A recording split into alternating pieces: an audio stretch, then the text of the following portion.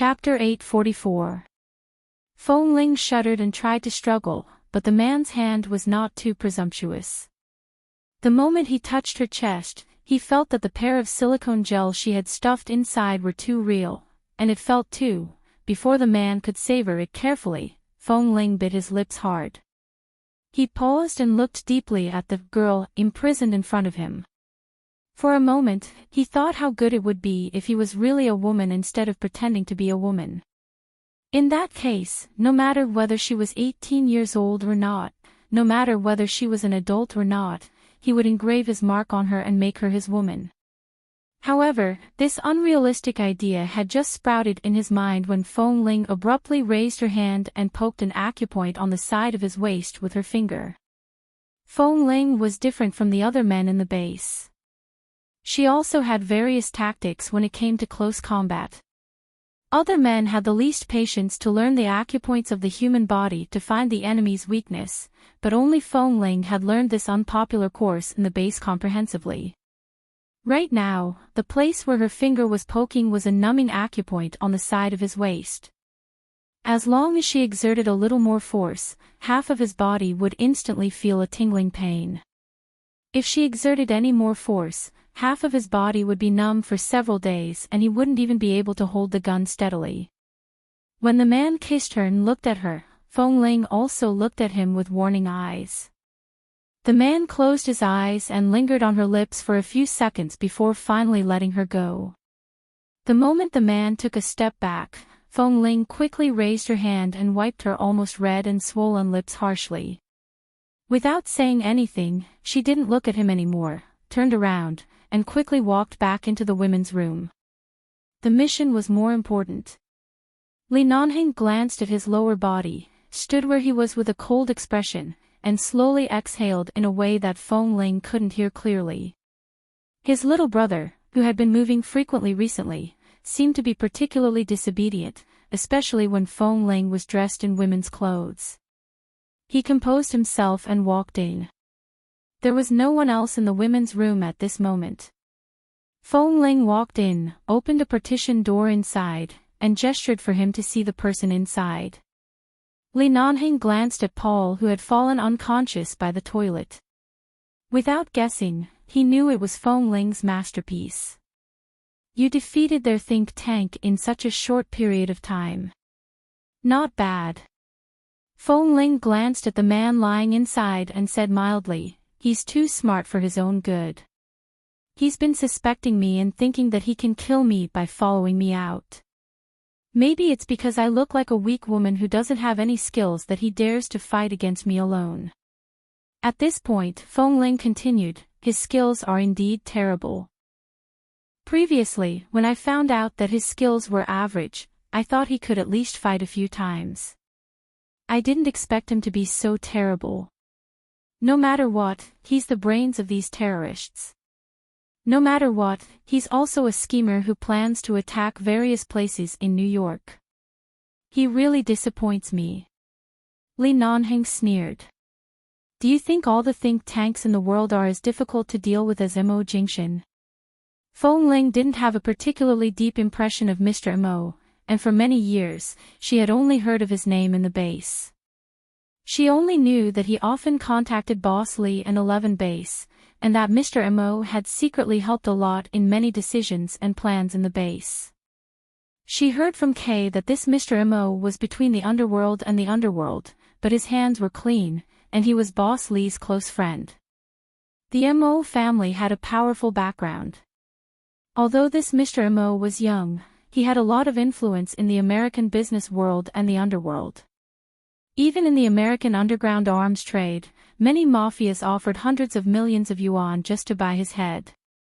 Although she hadn't seen him before, after hearing this name for so many years in the base, she was instinctively full of awe for this person. Kay and the others described Mr. Mo as the think tank and the big boss behind the scenes of 11 Base.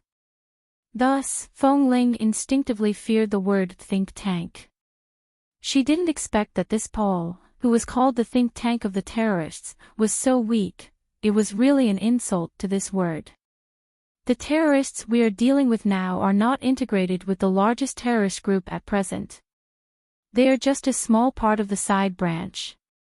They are brave but not astute. To put it simply, the real manipulator behind the terrorist group looks down on them and kicked them out. They work alone to make a living. Compared with those terrorist groups that can't be wiped out no matter how hard they try, this group of people is not so dangerous. As long as we deal with them properly, it's easy to catch them all.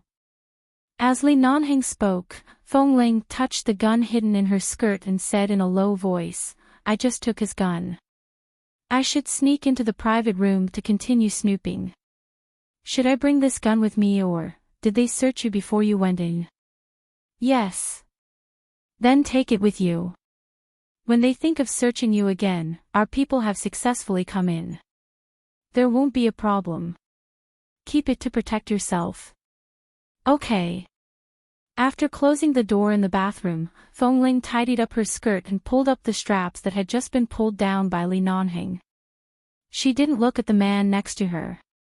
The two seemed to have a tacit understanding not to mention the kiss just now, as if nothing had happened. Before walking out of the bathroom, Feng Ling asked, "Boss, didn't we agree that you and the brothers in the base will wait for my signal outside and then come in to support us? If you take the risk to come in like this, it will be very dangerous if you are discovered. After all, I am disguised as a woman, so the chance of being discovered is smaller. But you take the risk." Feng Ling actually wanted to ask him if he had suddenly come in because he was worried about her being alone inside. But the next words were swallowed by her throat and she didn't continue to ask. Li Nanheng knew what she wanted to ask and didn't answer her. When he walked to the door, he stepped aside to let her go out smoothly. At the moment when Feng Ling passed by, he glanced at her ear and said casually, "Your ear is red again." Feng Ling, she walked away expressionlessly toward the direction of the private room. After Feng Ling left, Li Nanheng silently looked at the dark direction at the end of the corridor in the distance, picked up his cell phone, and called the bartender hiding in the bar. "I'm in the bathroom. Send the clothes I prepared in advance over immediately." "Yes." Chapter 845. Li Nanheng took the clothes from his hands and reached for the exquisite buttons on his black shirt. He unbuttoned them one by one and changed into the clothes that the bartender had brought over. Then he said unhurriedly, "In 10 minutes, arrange for a circuit failure. I will enter the private room in 15 minutes. "Yes." Earlier, when Li Nanheng pressed Feng Ling against the wall, he pressed her down hard. The passers-by could only vaguely see a woman in a white dress, but there were so many people in white clothes in the bar that they couldn't tell which one it was. Thus, when Feng Ling walked into the private room again, the people who saw her knew that she was a hostess who went out with Paul. When they didn't see their companion return, they asked coldly in a hoarse voice, "Why did you come back alone?" Feng Ling answered softly, "That gentleman said his stomach was not feeling well and asked me to come back after I came out of the bathroom. He should be in the men's bathroom." After speaking, she obediently sat back in her original seat. The people who entered the private room later only looked at her suspiciously for a moment before continuing to talk about their topics and plans. Indeed, as Boss Lee said, although they mostly communicated in English, some important clues, locations, and time arrangements had special codes and pronouns that she didn't understand. However, she vaguely heard about the White House and other topics, so she knew that although they had secret codes, the things they were discussing this time were mainly related to the White House and the attack on the president. After listening for nearly 10 minutes, she finally connected their secret codes and all the clues together. They planned to fly a helicopter to the area above the White House on Friday afternoon and launch a bomb attack. Their people had already infiltrated the White House. Originally, the area near the White House could not be easily flown by any aircraft, but they had already taken control of the person in charge of that area and replaced it with their own people. Hearing this news, Feng Ling obediently sat by the side and drank. From time to time, she would smile and hand a drink to the man next to her, trying her best to maintain her identity as a hostess. However, Paul still didn't return. From the time he left with Fong Ling to the 10 minutes now, he had been gone for nearly half an hour. The chatter in the private room gradually died down. Their leader, David, had already glanced at Fong Ling, who had been chatting and laughing with the others. The others also looked at Fong Ling at the same time. There was no change in the atmosphere, but Fong Ling could vaguely feel the tension. However, they were still watching her. There was a smile on Fong Ling's face, and her expression did not change. She had just taken the hangover medicine and drank a few mouthfuls of wine, so it was not a big problem. She smiled as she gently placed the wine glass in her hand on the tea table. She then picked up a piece of watermelon from the fruit platter and took 2 bites. She smiled with a harmless expression on her face. Just when everyone was wondering if something had happened when Paul went out with her, the 2 men beside David had already reached into their clothes and were about to pull out their guns.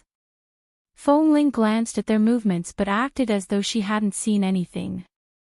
She spat out the watermelon seed on her hand and gently placed it on a piece of tissue by the side.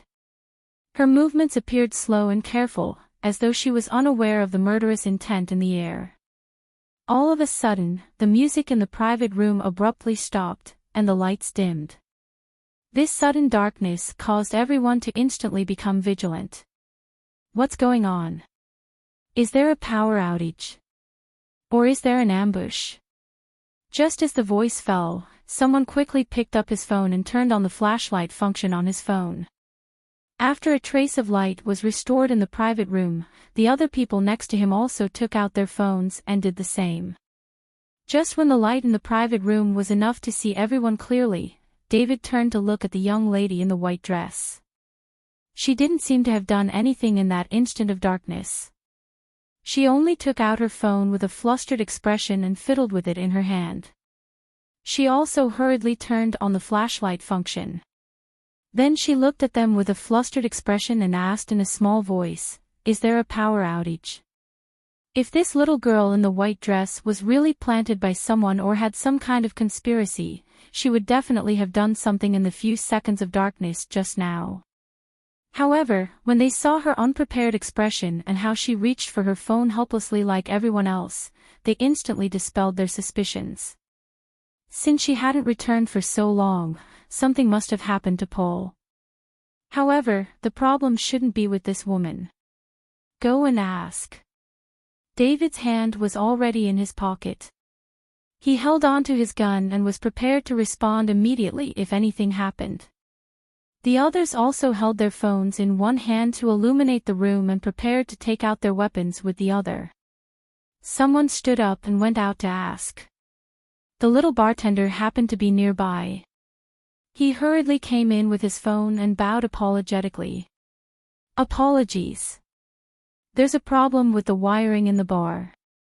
The entire bar has been cut off. We've already contacted the nearest wiring repairman. Someone will be here to fix it immediately. Within 10 minutes, all the lights will be restored. Are you sure it's just a problem with the wiring? David was black. In this dark private room, with the light from all the phones, his body and facial features couldn't be seen clearly. Only a pair of cold and sharp eyes filled with killing intent stood out. At the same time, they sent chills down one's spine. It was as though a pair of eyes had appeared out of thin air in the darkness. It was extremely terrifying. Yes, it's been raining in Los Angeles for the past few days. It's likely that the wiring outside the bar is too old. You should know that all the buildings in this red light district have been around for many years. Those wiring will more or less be affected by such weather. Don't worry, the repairman will be here soon. It won't take too long. The little bartender finished speaking and directly picked up his phone to make a call. He urged, "Are they here yet? Hurry up." Fong Ling looked in the direction of the little bartender. Could it be that there was a plan that she didn't know about? Was there really something wrong with the wiring or what was going on? Just a few minutes after the little bartender finished the call, footsteps sounded from outside. Then, the little bartender anxiously said something. Afterward, a tall man dressed in the uniform of a certain Los Angeles electric company walked in with a wiring box on his back. Chapter 846. It was Li Nanheng. She only glanced at the man who had just walked in. The man did not look at her. Instead, he turned around very professionally to check the power control box inside the private room. At this time, the bartender also came in and explained with an apologetic smile, "Everyone, please wait a moment. It will be ready soon. The repairmen have arrived. There are also a few people who are going to check the main power supply of the bar. We specially called one of them over to check if the wires in this private room are burnt. It will be fixed soon." What a waste of time. An impatient voice came from the private room, and then a group of people stood by the sofa and stared at the back of the man squatting in front of the power control box. Even though Li Nanheng's clothes looked very professional, and even the way he opened the power control box was absolutely not a problem, but among the group of people who entered the private room, a few of them deliberately glanced at him when they passed by behind him. Staring at David's back under the light of the phone, one of them took a step back and slowly walked to David's back, whispering something in David's ear. David immediately glanced at the repairman again. Without speaking, he slowly raised his hand and made a gesture to move forward. In an instant, the people next to David took out their guns, lightened their footsteps, and slowly moved behind Li Nanheng. They were not sure if there was a problem with this person or if they had seen wrongly before, but they had already made full preparations. As long as this repairman made the slightest movement that would threaten them, they would immediately be shot to death, and there would be no room for resistance. The man who was checking the power control box kept shining the light of his cell phone on the wires and circuit boards inside, took out very professional tools from the box at hand, and unscrewed the plugs and connectors on the solder plates inside. He didn't look back as if he was unaware of the danger behind him. In order to see the situation inside the power control box more clearly, he even bent down, knelt on one knee, and stuck his head in to check. Seeing this repairman's professional posture, there didn't seem to be any problem. David stared at him coldly, playing with the gun in his pocket, and didn't ask his men to shoot immediately. After all, if it was really a repairman, the power must be restored immediately. When they first came here, they came in small groups to avoid detection. Now that there were so many of them here, it would be too much trouble and too obvious if they wanted to move somewhere else. If it wasn't a repairman, it meant that this person was very dangerous. Then they had to be even more careful. On the other side of the sofa, Feng Ling moved her eyes away from Li Nanheng's back and watched helplessly as those people pointed their guns at her. But now was not the time for her to send out a signal, and as long as she made any movements at this time, Boss Li's life would be instantly buried under those people's muzzles. While those people weren't paying too much attention to her, she turned to glance at the bartender. The bartender didn't say a word after seeing those people's actions. It was as if he was just protecting himself and wouldn't join hands with anyone else, nor was he anyone's informant. He just quietly retreated to the side. Seeing the bartender like this, Feng Ling received an invisible hint from him. Now was not the time to start a war. She needed to continue hiding, keeping calm, and continuing to act. However, there was still no sound coming from the washroom. It was likely that the bartender had found a way to close the washroom on this floor. No one could get in, and no one would be able to find Paul, who had fainted with blood all over his face. At this time, David tilted his head and lit another cigar. He put his hand in his pocket, his fingers on the butt of the gun, and his dark face looked in the direction of the repairman for a full 4 minutes. "It's not fixed yet?" David asked coldly at this time. His eyes were already clearly impatient. "Most of the problem lies in the main power supply. We need our people to connect the main power supply line before this place can be restored. The repairman, who was squatting there and changing the wire, did not look back. He directly answered, but it's indeed because the wire was burned. I think there will be a burnt red wire in the circuit in every private room. I'll change this one first. After the main power supply is connected, everything will be fine. As he spoke, he took out a red power cord from the box. Seeing the red wire in his hand, the bartender finally shifted his gaze and glanced at Feng Ling from the corner of his eyes. After Feng Ling received his gaze, she first looked at the waist and abdomen of the nearest short man from the corner of her eyes. Feng Ling received the hint, slowly took a step back, leaned against the sofa, and glanced sideways at the short man's clothes. Just now, she noticed that there was a bulge on his waist. Now, after the bartender's hint, it seemed that the explosive device that these terrorists often use to spontaneously ignite and self-destruct in times of danger was tied to this man's body. Usually, their explosive device could spread within 100 meters, and a person with an explosive device on his body was enough to die with the people around him. In such a situation tonight, although they wouldn't seek death and would only think of ways to protect themselves, based on their usual habits, there would definitely be someone with such a thing on his body.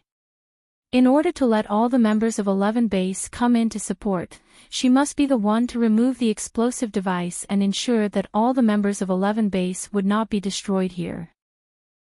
This was the second task of her tonight. It was more important than the task of snooping because it concerned the safety of the members of the base and the degree of completion of this task. Li Nanheng had already begun to install the red wire.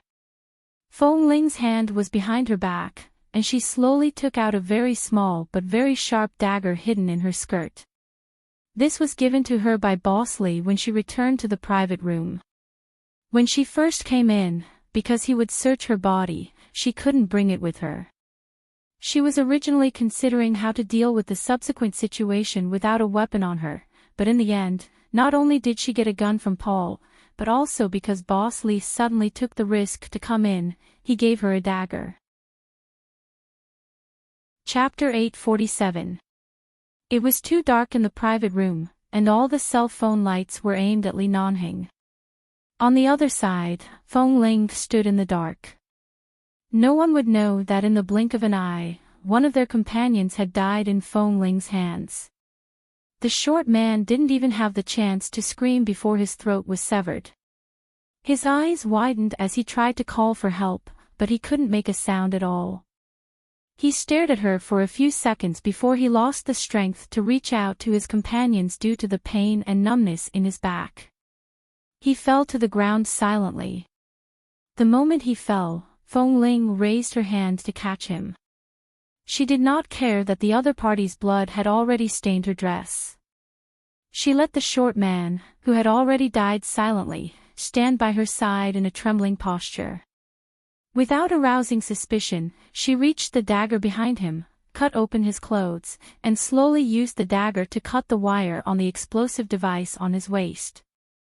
At the same time, she used the dagger to cut the detonator of the explosive device. After she was done, she slowly turned her gaze to the bartender standing by the door. The bartender caught her gaze and suddenly took a step back.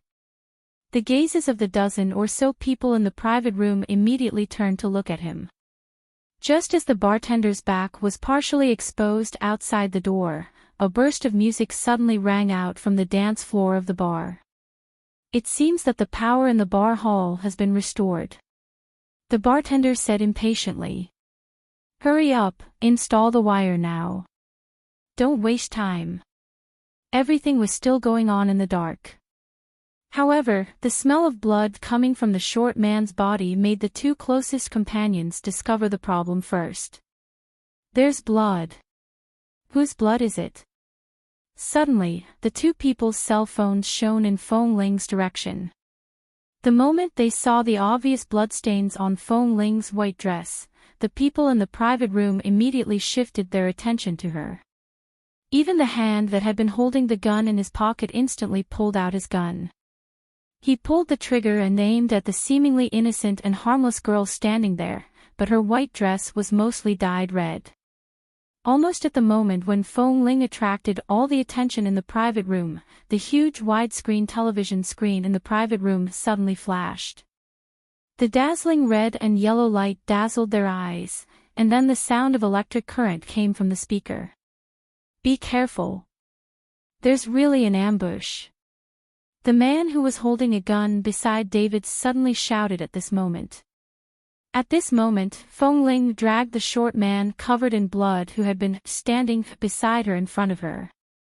While blocking their shots, she quickly and neatly took out a gun from her skirt and dodged the two men who were pouncing at her.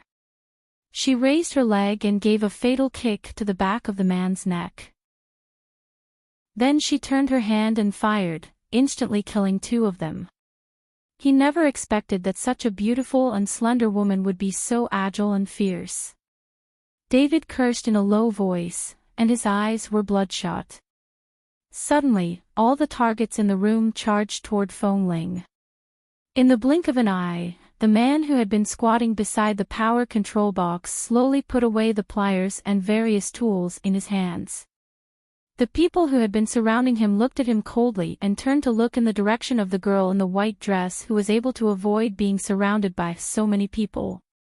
At the moment when their attention shifted slightly, Li Nanheng's hand suddenly pressed the red button in the power control box. In an instant, the corridor outside was still pitch black, but the private room suddenly lit up with dazzling red and yellow lights. At the same time, ear-piercing alarms kept ringing, loud enough for the people lurking outside the bar to hear instantly. The people in the private room were shocked by the sudden glaring light and the sound. They could only shout, "Not good," before they could finish their words. Their heads were suddenly hit hard, and they fell to the ground with blood flowing out of their heads. Li Nanheng knocked down the person closest to him, then grabbed another person's wrist and twisted it hard. There was a crisp sound of the wrist bone breaking. At the same time, he grabbed the gun and bent down to avoid the bullet shooting toward him. At the same time, he bent his other arm and used his elbow to attack the other person's abdomen. He then grabbed the shoulder of another person who was pouncing toward him, and with a backhand throw, he was ruthlessly thrown toward the group of people who were pouncing toward him. "Catch!"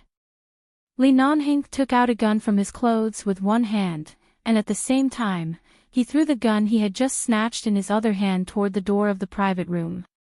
The bartender, who had been standing there shivering, quickly caught the gun. In an instant, he shot and killed the person who was about to come over to seal the door. He then quickly walked in to help Feng Ling, who was surrounded by a large group of people. Although Li Nanheng and the bartender had already attracted the attention of most of the people, the dozen or so people surrounding Feng Ling still did not give up. David, in particular, did not dare to believe that he had actually been schemed against by a little girl. He was enraged to the extreme. As a terrorist, he was not afraid of death, so he disregarded everything and continued to target her. The alarm kept ringing, causing them to feel annoyed. 11 Base had training on bright lights, so Feng Ling was not affected by the ear-piercing sound and the dazzling red and yellow lights. She looked at the dazzled people and smiled coldly. She shot one of them in the abdomen and took the opportunity to grab the other person's hair and throw him forward. When he fell beside the legs of the people who were rushing over, she raised her hand and fired several shots. However, these shots were all successfully avoided by them. She dodged and retreated again, but she was forced to the corner of the private room by them. Li Nanheng and the bartender dealt with the 7 or 8 people behind this group of people. When he saw Feng Ling's direction, Li Nanheng abruptly rushed over, grabbed one of them, and dragged him to the side.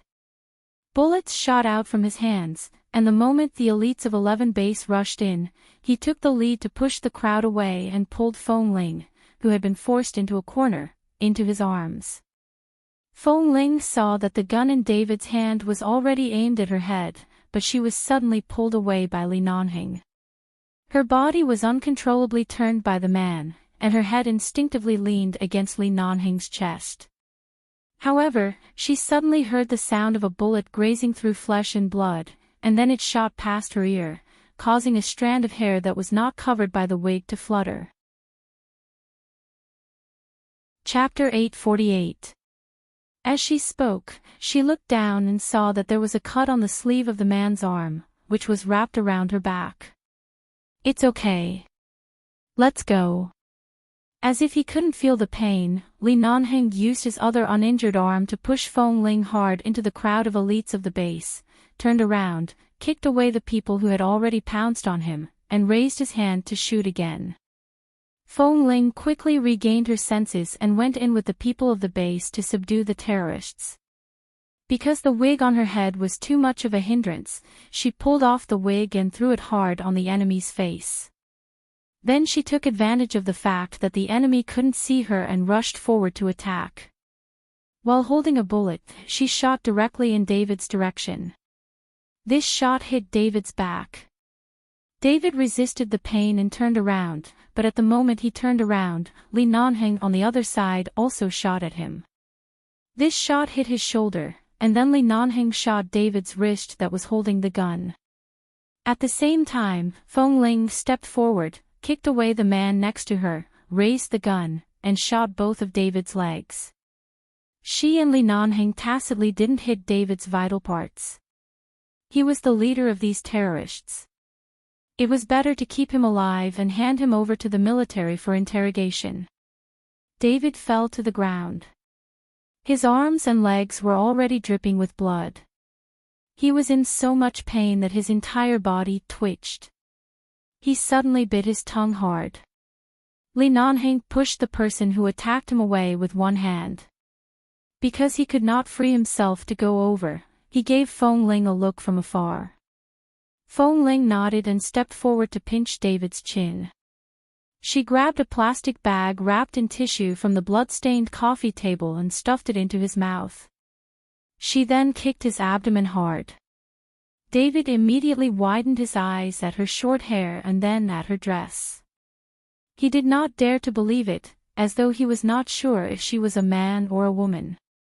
She was clearly a woman, but why did she have short hair? Feng Ling just glanced at him coldly, picked him up, and threw him to the people of the base. This hotel was run by terrorists.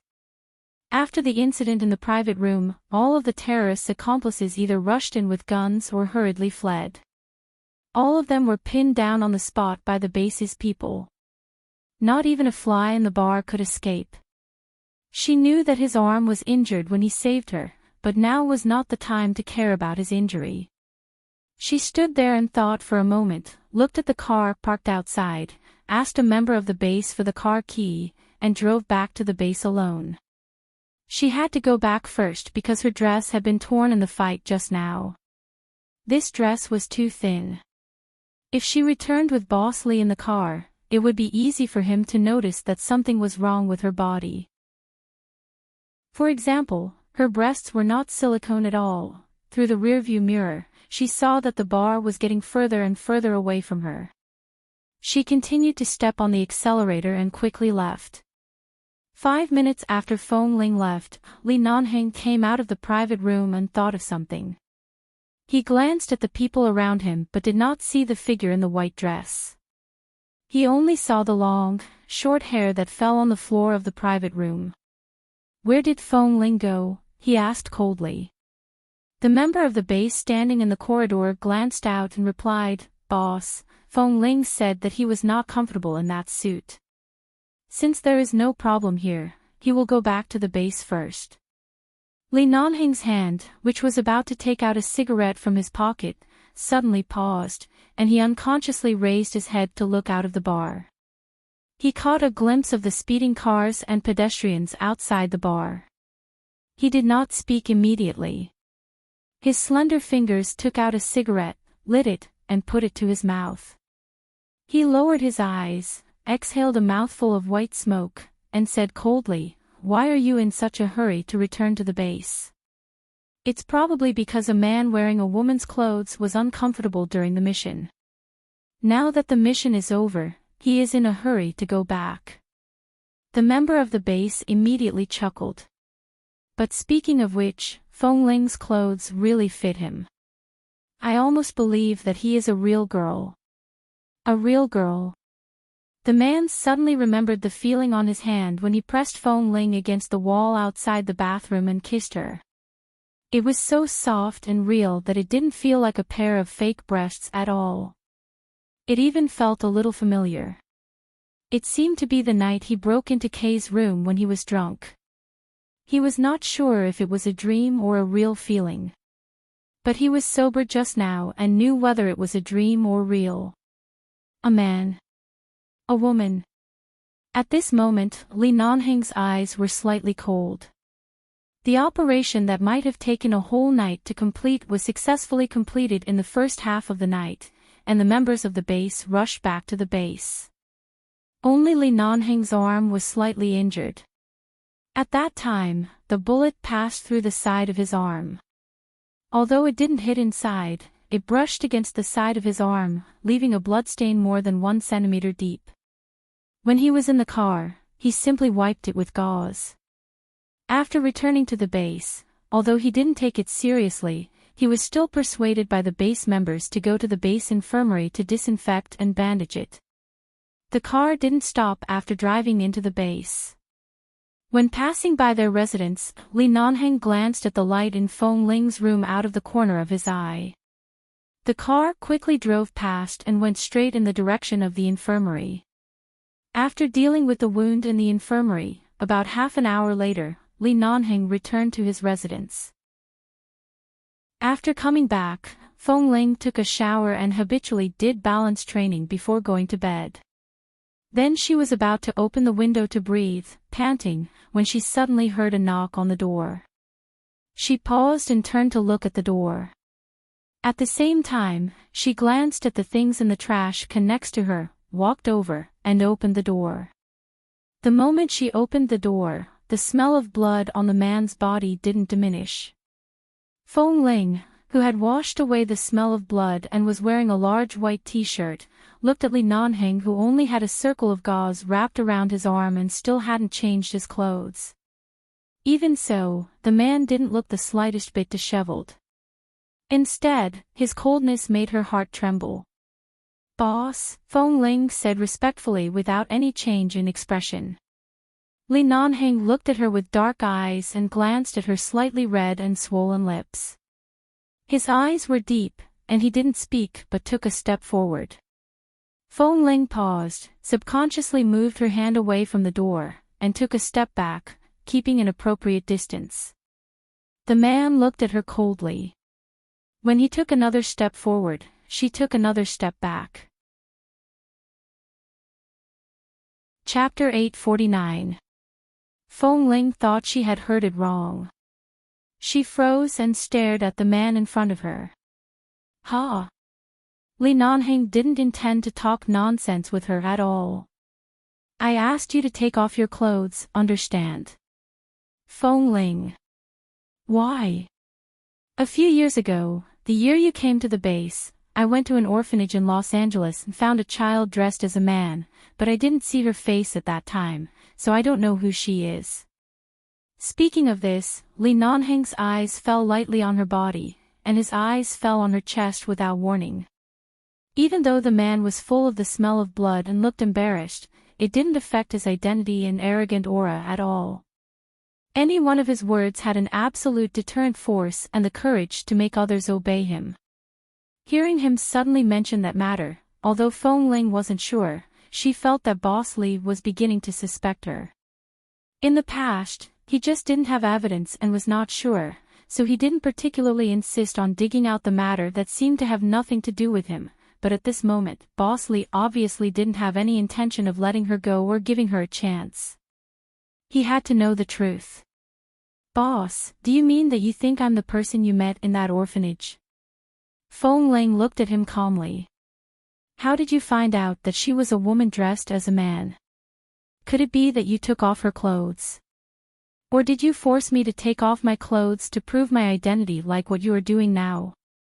Feng Ling said this calmly as if the person he was talking about was not her. She didn't even feel anything and just asked him, "Or do you think that the perception of the entire base, including all the drill masters who have been in contact with me, is very low. After living together in the base for so many years, you don't even know whether I am a man or not. Do I need you to force me to take off my clothes to prove myself? I just asked you to take off your clothes. If you are a man, do it. Don't be so shy. Li Nanheng slowly mentioned her usual behavior. Who in the base have you taken a bath with? Have you been to the public bath in the base? After training for a long time in the summer, all of you brats have taken off your shirts and sweated on the training ground naked. You're the only one who's neatly dressed and hasn't even untied your belt.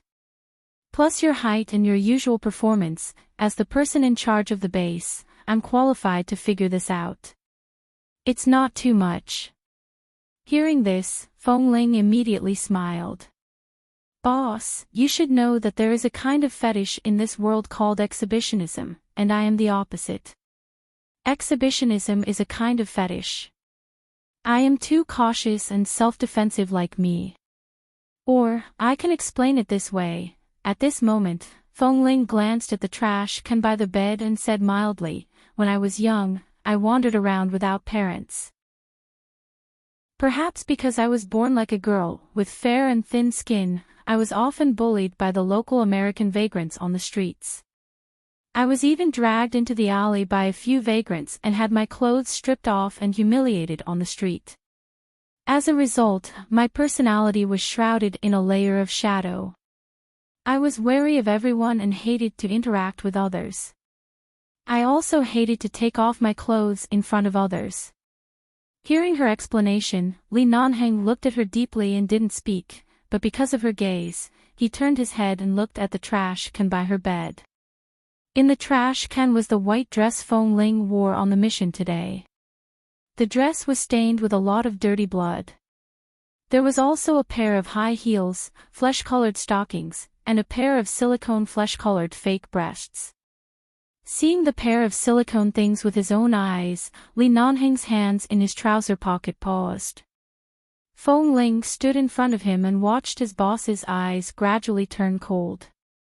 She raised her arms expressionlessly and made a gesture of letting him take off her clothes at will. If boss must see it, as you said, we are all men. I won't lose a piece of flesh just by looking at it. The room became abnormally quiet because of Feng Ling's words. Li Nanheng moved his eyes away from the things in the trash can, glanced at her indifferently, and then glanced at her wide t-shirt, open arms, and flat chest. His eyes instantly became much colder, and his low voice was filled with irresistible coldness.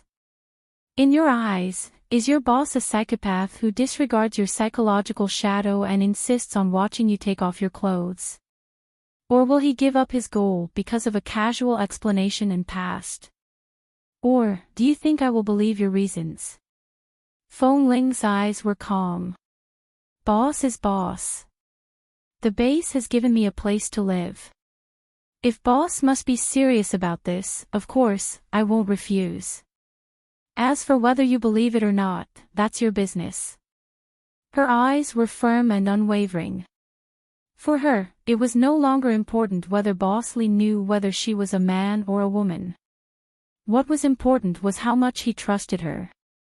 After working together for so long and going through fire and water for so many times, gender was not important to her. So what if he was a man? So what if he was a woman? At first, she didn't want to be driven out of the base because she was a woman. Of course, this was also the reason now. But when Xiao Su said that Boss Li liked her, Feng Ling's heart had not calmed down yet. If he insisted on being the person to reveal this secret, she might not refuse. She was only calm.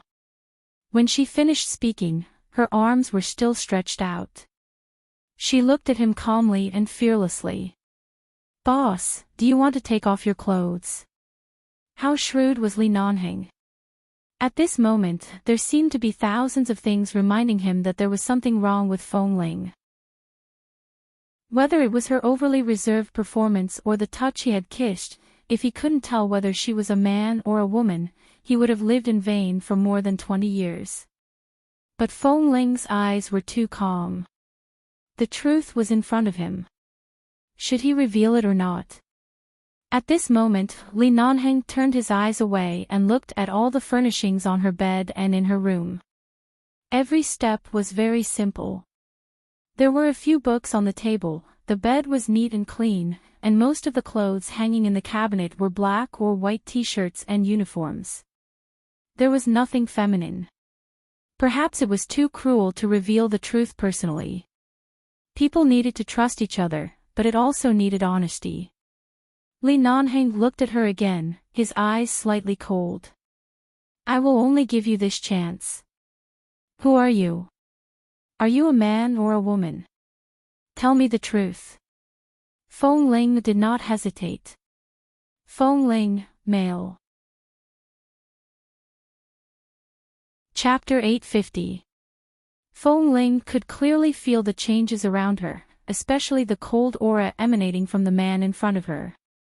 Looking at Feng Ling's calm expression, Li Nanheng smiled. His thin lips were cold and he ground his teeth hard. A man. Feng Ling looked at him without blinking. Boss, do you really want me to be a woman? Not really. He looked at her face expressionlessly and said lightly, I just need an honest person. Feng Ling's throat seemed to be blocked by something. When she raised her eyes to understand what he meant through his eyes, the man had turned around and said coldly, If you are a man, remember that you are a man. With that, the man walked out without looking back. Feng Ling froze in place and watched the door close automatically. Why did she feel that Boss Li seemed to know it? But how could he be so sure of her gender? Did she show any flaws today? She had touched the pair of silicone fake breasts just now, which felt soft and elastic. In fact, it was not much different from the real ones.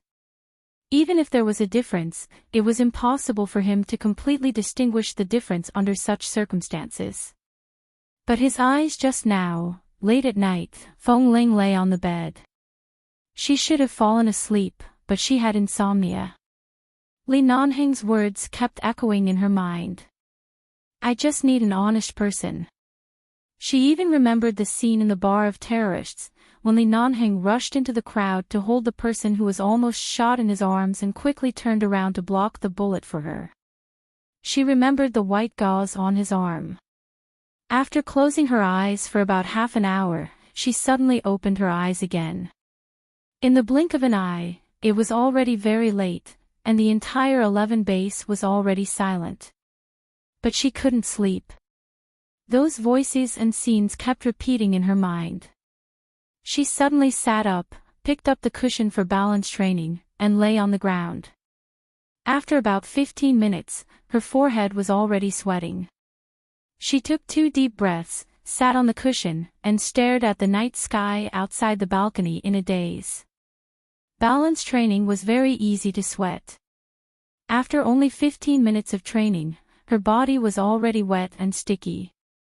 She looked outside until her neck was a little stiff. She got up and went into the bathroom to take a simple shower. After showering, she didn't rush to wrap her chest. She just stood in front of the full-length mirror in the bathroom and looked at the naked girl in the mirror. She stared at her lips, which still felt a little numb, and then looked down at her well-proportioned and perfect body. She didn't know what kind of body was considered a good body among girls. She only knew that when she wore women's clothes last time and today, she seemed to look good indeed. Even if she wore long hair or short hair, it didn't affect the thick and almost unconcealable girlish feeling. Was it because of this that Li Nanheng no longer believed her words? Did she really expose her secret so easily? But looking at his attitude, he didn't know what was going on. Did he really know? Or is it just a guess? Feng Ling didn't understand a lot of things, and she didn't even know what love was. She had never been aware of gender since she was a child. After being a man for a long time, she had never thought about being a woman and didn't seem to feel that being a woman had any other meaning. So when Li Nanheng asked her, she still answered that she was a man. But when Li Nanheng turned to leave, his eyes were piercingly cold, which made her feel uneasy. She didn't know what kind of feeling it was. She only knew that she couldn't sleep. The next day. It was a routine training at the base. In the training ground of the sniper team, 5 people stood in a row and were doing physical training. Xiao Fei watched them do the exercises one by one and sternly demanded that everyone must reach the standard within an hour. It rained yesterday, but today it was sunny. It was probably the last hot weather before autumn. Under the sunlight, Li Nanheng's figure appeared on the training ground. Usually, Boss Li would come over occasionally to watch them train, so everyone was used to it. They shouted, "Boss," in unison and continued to do the exercises seriously. Feng Ling glanced at Li Nanheng, but the man's eyes did not fall on her. He just stood there coldly and indifferently watching them train without speaking. The black uniform was very loose, and she couldn't see anything on his arm, but Feng Ling knew that the gauze on his arm should be wrapped inside and covered by his clothes. She didn't know how serious the injury was. Last night, she came back early and didn't go to the infirmary with him. She could only see that Boss Li's expression didn't seem to be wrong and felt that it shouldn't be too serious, but yesterday, the sound of the bullet grazing his flesh was very clear. She stared at the man's arm. When Xiao Fei asked them to do the second exercise, her movement slowed for a moment. Xiao Fei's eyes suddenly turned to her. Feng Ling. Feng Ling came back to herself, stood up abruptly, and turned to continue with the others with a solemn expression. She didn't look in that direction again. Xiao Fei turned to look at Li Nanheng. Seeing that Boss Li looked as usual, he thought for a while and didn't say anything. He walked forward and continued to lead them to do exercises. When he came behind Feng Ling, he raised her stretched arm and whispered, "Why do you look so pale? You are not in a good state today." Feng Ling's eyes remained serious and she replied in a low voice, "I didn't sleep well last night." Xiao Fei glanced at her again. Sure enough, there were a little dark circles under her eyes, but not very serious. It could be seen that Feng Ling, who never stayed up late, almost didn't sleep last night. Seeing her listless but determined look, Xiao Fei turned to walk to the others. After about 10 minutes, he said, "All right, take a break for half an hour. We'll continue after half an hour." Kay looked surprised. "Didn't you say that we must reach the standard posture within an hour? How long has it been since the morning training started? Is it the new year or something good? When did the training time arrangement in the base become so humane?" Xiao Fei squinted at him. "If you don't want to rest, you can continue to practice. I'll check your performance in an hour." Kay immediately put down his stretched arm. "No, I said I'll rest. Brother Qiao, you can't go back on your word." Xiao Fei glanced at him again and then looked at Feng Ling. Hearing that she was going to rest, he saw that she had put down her arm, turned around, and walked to the bench that was usually used to rest and sit down. Chapter 851. Xiao Fei paused and was about to speak, but Li Nanheng had already walked over without looking back. Feng Ling was sitting on the chair to rest and wanted to close her eyes for a while. However, as soon as she closed her eyes, she suddenly felt a heavy pressure in front of her. She suddenly opened her eyes and looked up to see the person who caused her to lose sleep for a whole night. Li Nanheng put one hand in his trouser pocket and lowered his eyes.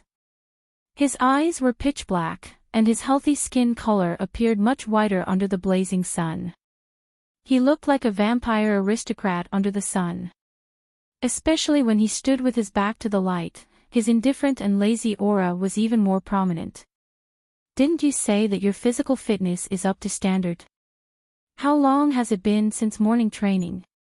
Why are you so tired that you need to sit here and sleep?" Hearing his words, the fatigue in Feng Ling's eyes disappeared in an instant. She didn't want to mention that she didn't sleep well last night and just said, Drill Master Chow said to let me rest. I just sit here for a while and take advantage of the limited time to replenish my strength. Li Nanheng's eyes were slightly cold. Get up. Feng Ling stood up. Continue to practice.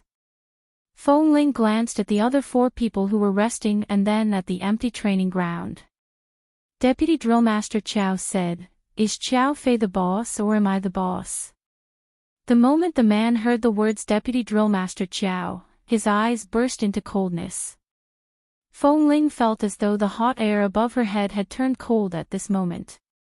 She raised her eyes to look at him, but the man's gaze shifted away and did not land on her. However, it was clear that his order for her to continue practicing was effective. Feng Ling was silent for a moment and didn't say more. She turned back to the middle of the training ground and continued to practice alone. Chow Fei turned to get a bottle of mineral water and came back. When he turned his head, he saw that Feng Ling suddenly went to practice again. He was surprised and asked from a distance, Didn't I say to let you rest for half an hour? Why are you practicing alone?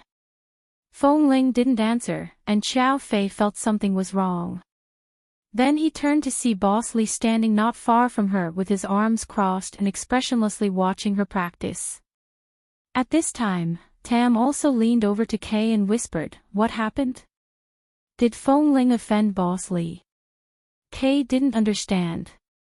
He looked at Feng Ling and then at Boss Li whose head was engraved with the words, Don't mess with me today, and sighed. I don't know. Of course he didn't know. He clearly remembered that Boss was very kind to Feng Ling, but why did he seem to be against her today? Kay suddenly didn't quite understand the relationship between men. After all, Boss was present, and it was clearly an order from Boss, so Chow Fei couldn't say anything. He could only walk over and take a look before saying, Stop practicing for now. Come drink some water. As he spoke, he turned to hand the other bottles of water to the other 4 people and then to Boss Li, thinking that he would give it to Feng Ling and let her rest for a while. However, when the bottle was handed to Nanheng, he phased. Tali at Ling up to him. Up. Tali up. Nanheng, Ling to Boss Fei, Li, Chi, Ling to him, to, he, at, of Fei. Feng Ling raised his eyebrows and didn't feel embarrassed. He took back the water, played with it casually in his hand, and said, Feng Ling, come here and drink some water. Feng Ling let out a long breath. Okay, she continued. Seeing that Boss's face was as cold as frost, Feng Ling didn't seem to be in a good state, but she didn't say anything. She didn't say anything even if she was tired, thirsty, or hot. She just stood there and continued to practice. Half an hour later, the rest time passed, and the other 4 people returned to the field, but Feng Ling was still not allowed to stop. The morning passed, and it was nearly 11 o'clock. They had practiced for several hours. The others had taken a break in the middle, but Feng Ling, who was in the worst state, didn't even take a break and had been practicing until now. Chow Fei didn't know what to say at first, but seeing the scorching sun, he couldn't help turning to Li Nanheng and saying, Boss, it's almost noon. Let them take a break and go have lunch. Otherwise, it's autumn. If they get a heatstroke, it's really not good. Do you think 11 Base is a resort? If they're tired, they can rest. If they're hungry, they can eat. If they're sweating, do you want me to arrange for them to soak in a hot spring? The noble and handsome face on Li Nanheng's face seemed to be broken under the scorching sun, leaving only a sense of oppression that made people feel uneasy and cold. But Feng Ling. Is there something special about him, so special that you need to take care of him? Li Nanheng's eyes fell on his face, and his voice sounded light and light. His voice was so low that only Chow Fei could hear it. Or, do you know something? His voice was very low, but when Chow Fei looked into his his eyes were full of coldness. "Know what? Boss, it's very basic to care about the members of the sniper team." Li Nanheng suddenly smiled, but his eyes were cold. "I've warned you more than once. Put away your excessive care. 11 base doesn't need trash. Feng Ling has performed very well in all kinds of tasks, big or small, and his physical fitness is much better than when he first entered the base. How could he be trash? He's even better than many newcomers who entered the base at the same time. I'm sure I'm not the only one who emphasized this matter." When Li Nanheng turned around expressionlessly, Xiao Fei took a step forward and stood in front of him. "Also, what do you mean by I know something? Is there something that Feng Ling can't tell others? Or is there something that I don't know that needs boss to specially remind me?" Li Nanheng looked indifferent and pushed his shoulder away. "You'd better not know." With that, he turned and walked out of the training ground. Xiao Fei looked at his back calmly, suppressed his temper, and asked again, "Let them go to the canteen to rest before 12 o'clock, okay?" The man did not answer. His back was as cold as the snow on the top of the mountain, and his footsteps were already far away. Xiao Fei withdrew his gaze, turned his eyes to Feng Ling, who was still insisting on training, and sighed. What happened? This last couldn't have been discovered by boss, right? Half an hour later, at 12 o'clock, Xiao Fei let them go to rest first and then go to the canteen for lunch. When they arrived at the base's canteen, Feng Ling's head was buzzing because she didn't sleep well last night and had a whole morning of intensive training. Xiao Fei saw that she was not in a good state even when she was holding the plate, so he asked her to sit down first and helped her to scoop the rice. Not long after, he placed her plate full of food in front of her. Feng Ling raised her eyes to say thank you, and from the corner of her eyes, she suddenly saw a car quickly driving past outside the canteen. Dash. Chapter 852. That car was red, which she had never seen in the base, and it didn't seem to be a car of the base. She just glanced out and didn't have the energy to pay attention to it. She picked up the chopsticks and began to eat. At this time, several members of the base who were eating lunch were whispering, "Is Dr. Wen's sister here again?" The other brothers didn't say anything. They just smiled at the car that had gone far away. Then, they looked at each other, as if they were gossiping. Feng Ling glanced in their direction. Dr. Wen was the resident doctor in the infirmary of the base. It was Dr. Wen who examined her when she fainted and her leg was injured. He was a very gentle and fair-skinned male doctor in his 30s. People who could work in 11 base for a long time were not ordinary people. It was said that Dr. Wen's family had some relations with the military in the United States, and he had brothers and sisters, but she seldom went to the infirmary. The base was also full of men, so she didn't know much about other people's families. Feng Ling lowered her head and focused on eating because she had a hunch that such intensive training would not stop in a short time. After eating, she left the cafeteria and didn't feel any changes in the base because of Dr. Wen's sister's visit. She went straight back to the training ground. There wasn't much training time this afternoon, so she could go back to her residence in 2 hours. However, when Feng Ling was about to go back, she received a notice to return to the training ground to continue training. This notice was called by another drill master of the sniper team. Xiao Fei didn't know it, and Li Nanheng didn't come in person. Feng Ling took the phone call and knew that her hunch was right, but she didn't know how she offended Boss Li. When she returned to the training ground, she saw Boss Li standing there. The devil training in the past came to her mind again. This time, Feng Ling was mentally prepared. She stood behind the man. Boss. Li Nanheng looked back and glanced at her. Yes. It felt as if she was greeting the Grim Reaper, and the Grim Reaper knew that she was well aware of it. She didn't even need to explain. She only needed to greet her calmly. "Boss, I know I'm not in a good state this morning, and the new movements I learned are not very good." Feng Ling said, "Thank you, boss, for wasting your time to train me alone." Li Nanheng's expression didn't change. He nodded indifferently. N. He turned around and gave her the middle seat. When he turned around again, the man glanced at the clothes she was still wearing. Understanding his gaze, Feng Ling explained, "I guess that because of my poor performance today, boss would call me out. Anyway, I'll still sweat. There's no need to change my clothes before coming over." On one hand, there was the smell of sweat on her body, so she probably didn't want to get close to her as much as when she was wearing women's clothes yesterday.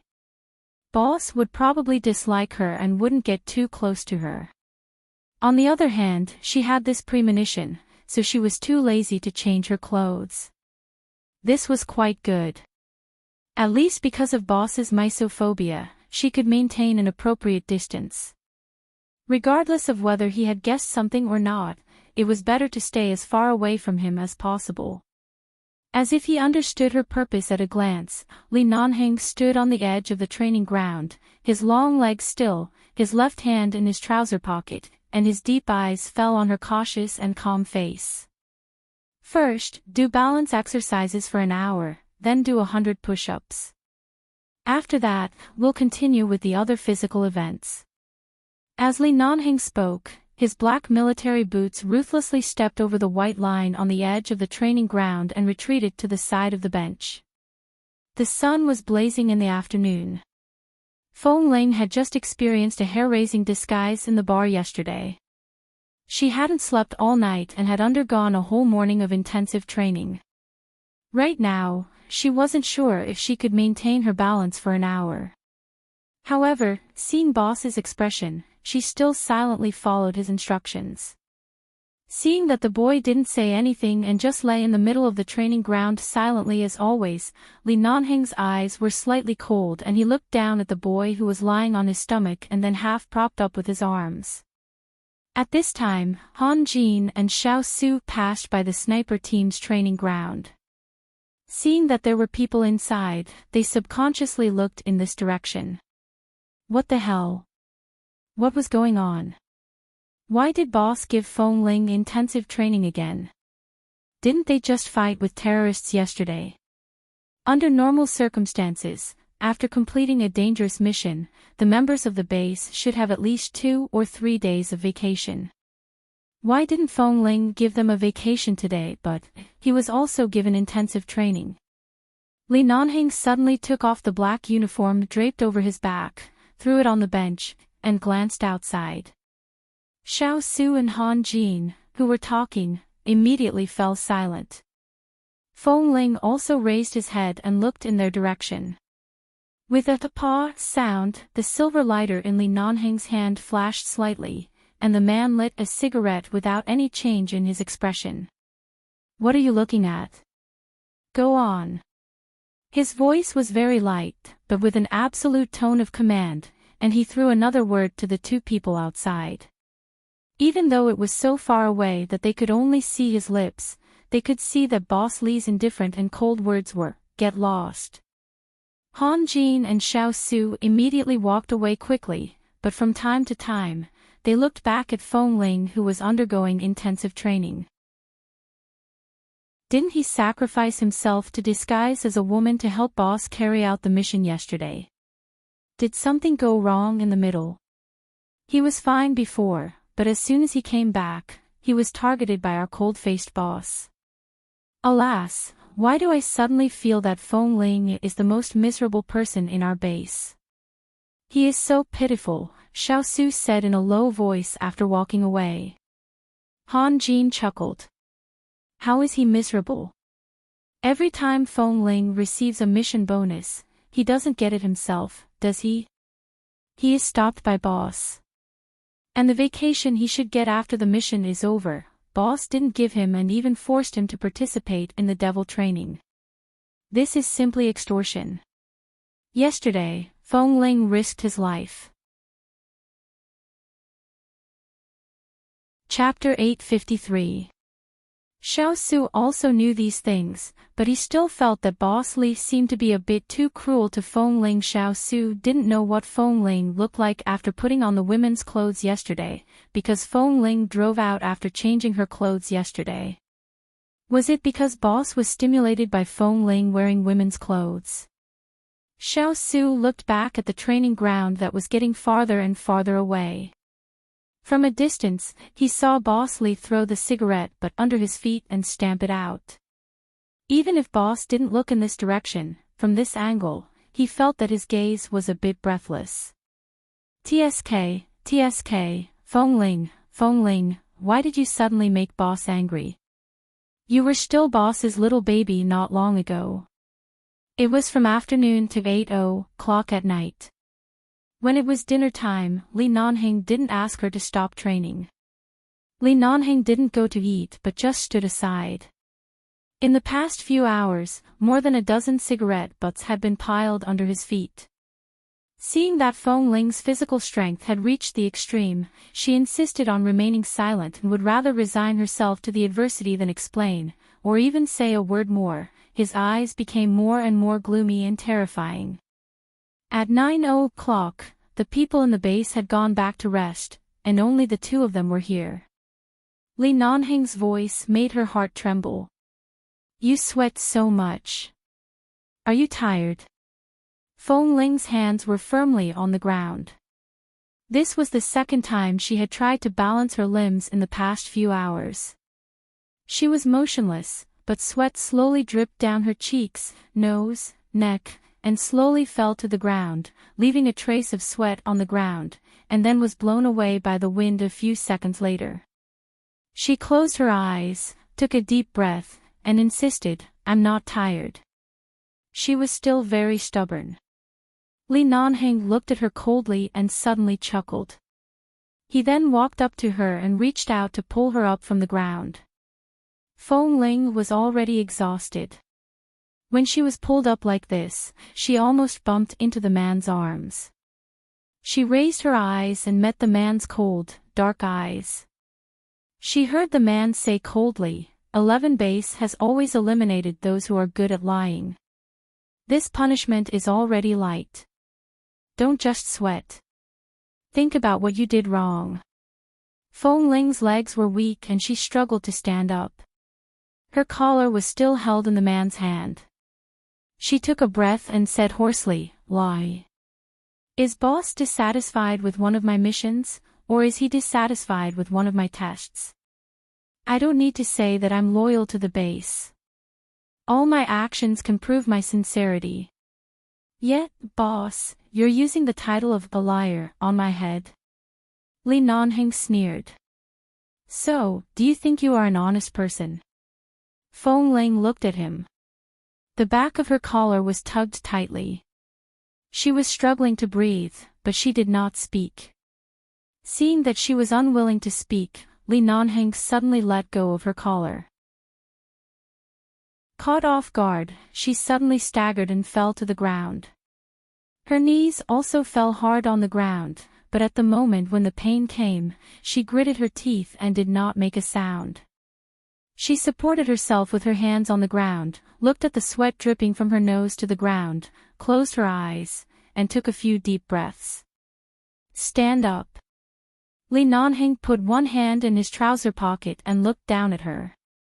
His voice was extremely cold. Act like a man. Stand up. The man said the last 3 words very harshly. His harshness was filled with ruthlessness and anger that even he did not understand. He only coldly watched as she slowly staggered to her feet and then stood in front of him weakly.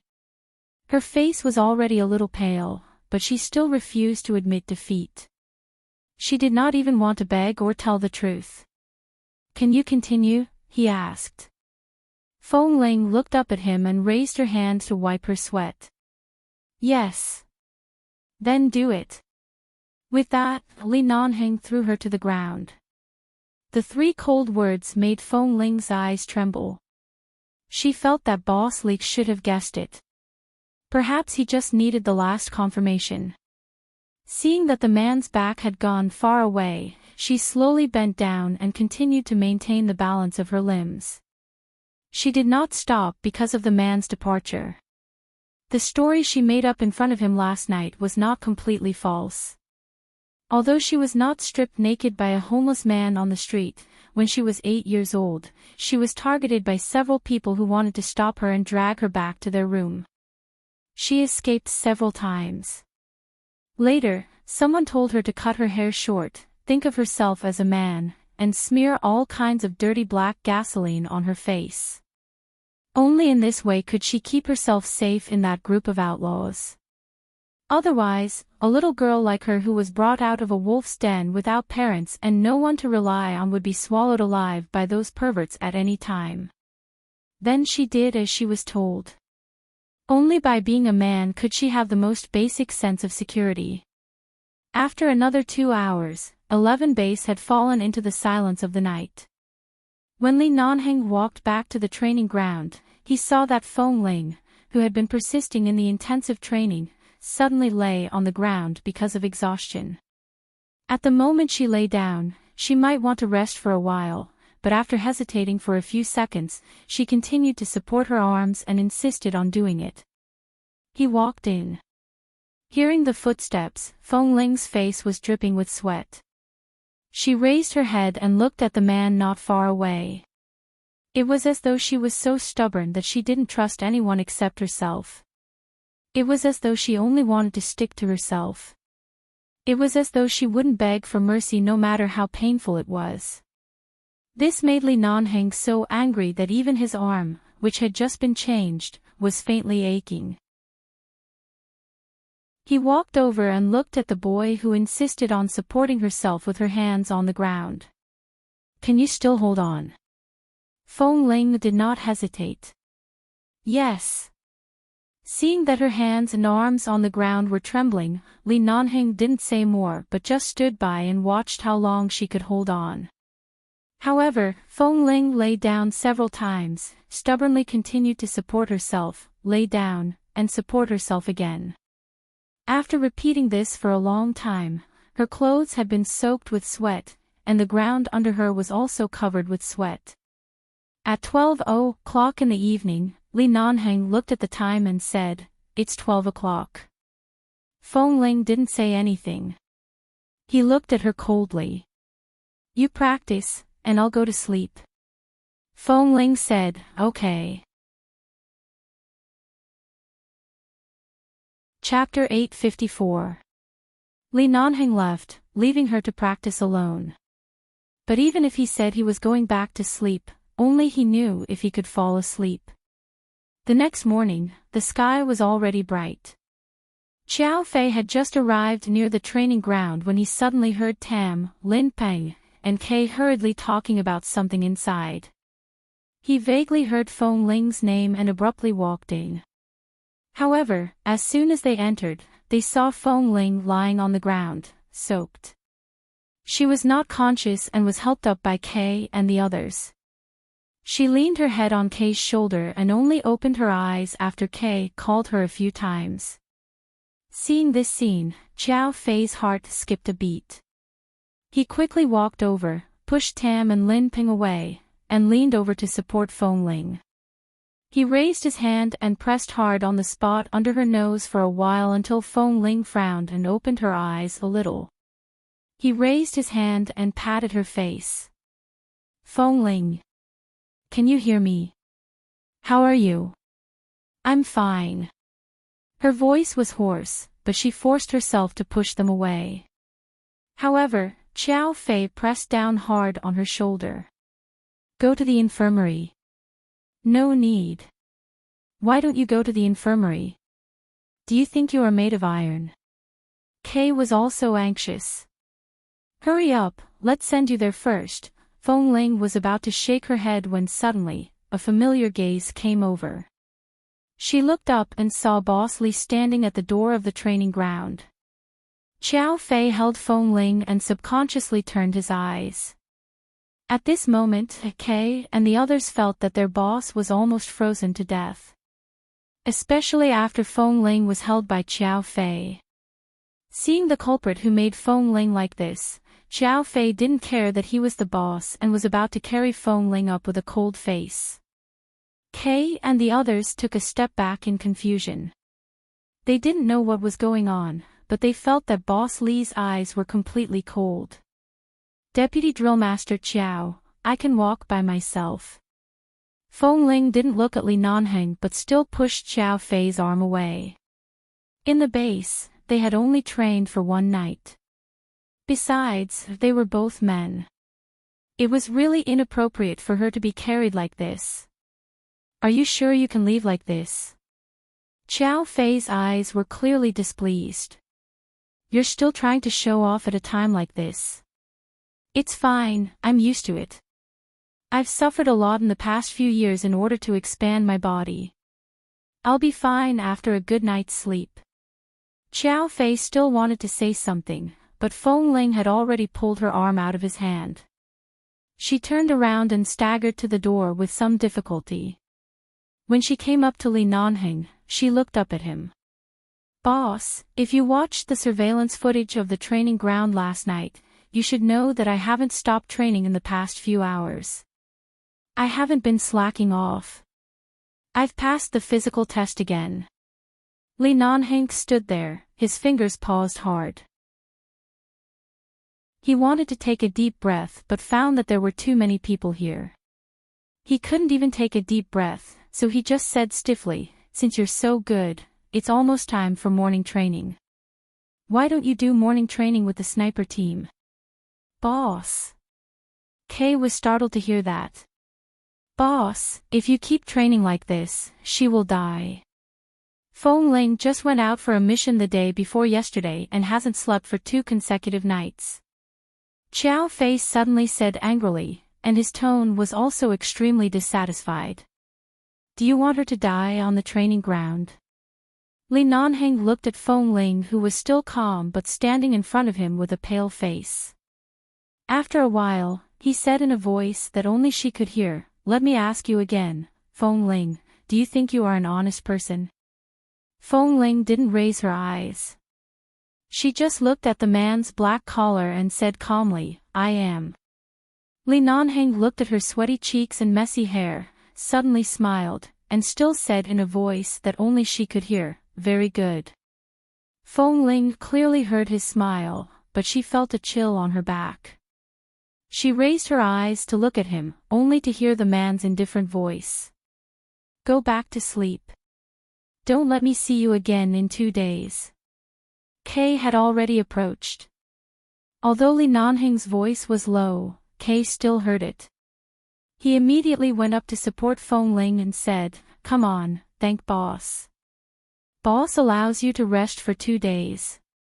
Sleep well for 2 days and don't come out to train these 2 days. Feng Ling's mouth was very dry, and her throat was very dry. She paused, looked up at Li Nanheng, and wanted to say thank you, but Li Nanheng directly glanced over her face and walked away coldly, not even listening to her thank you.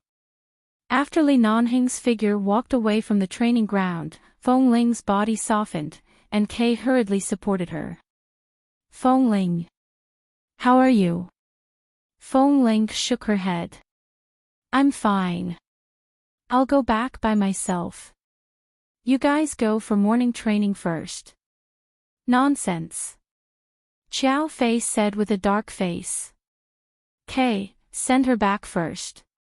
I'll go talk to boss. There's no need to talk.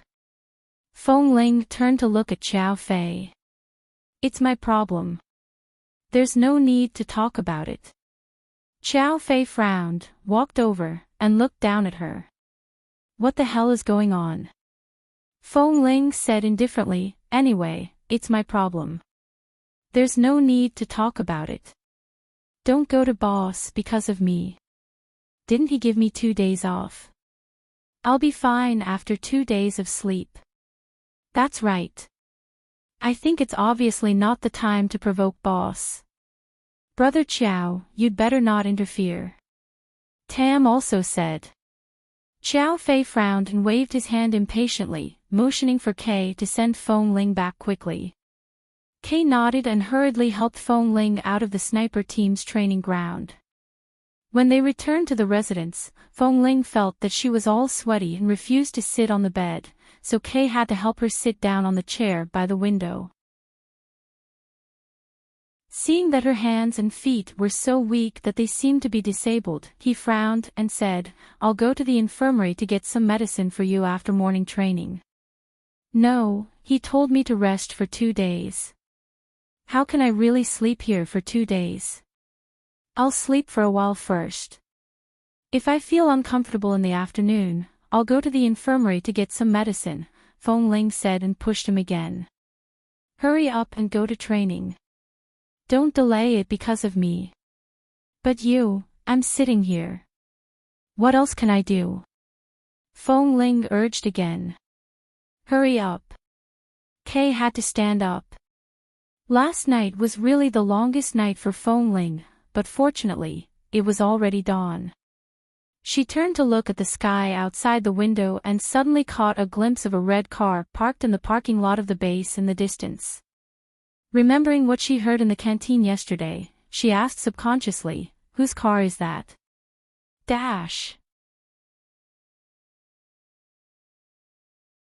Chapter 855. Kay only took a look outside and said disapprovingly, "It's Dr. Wen's sister's car."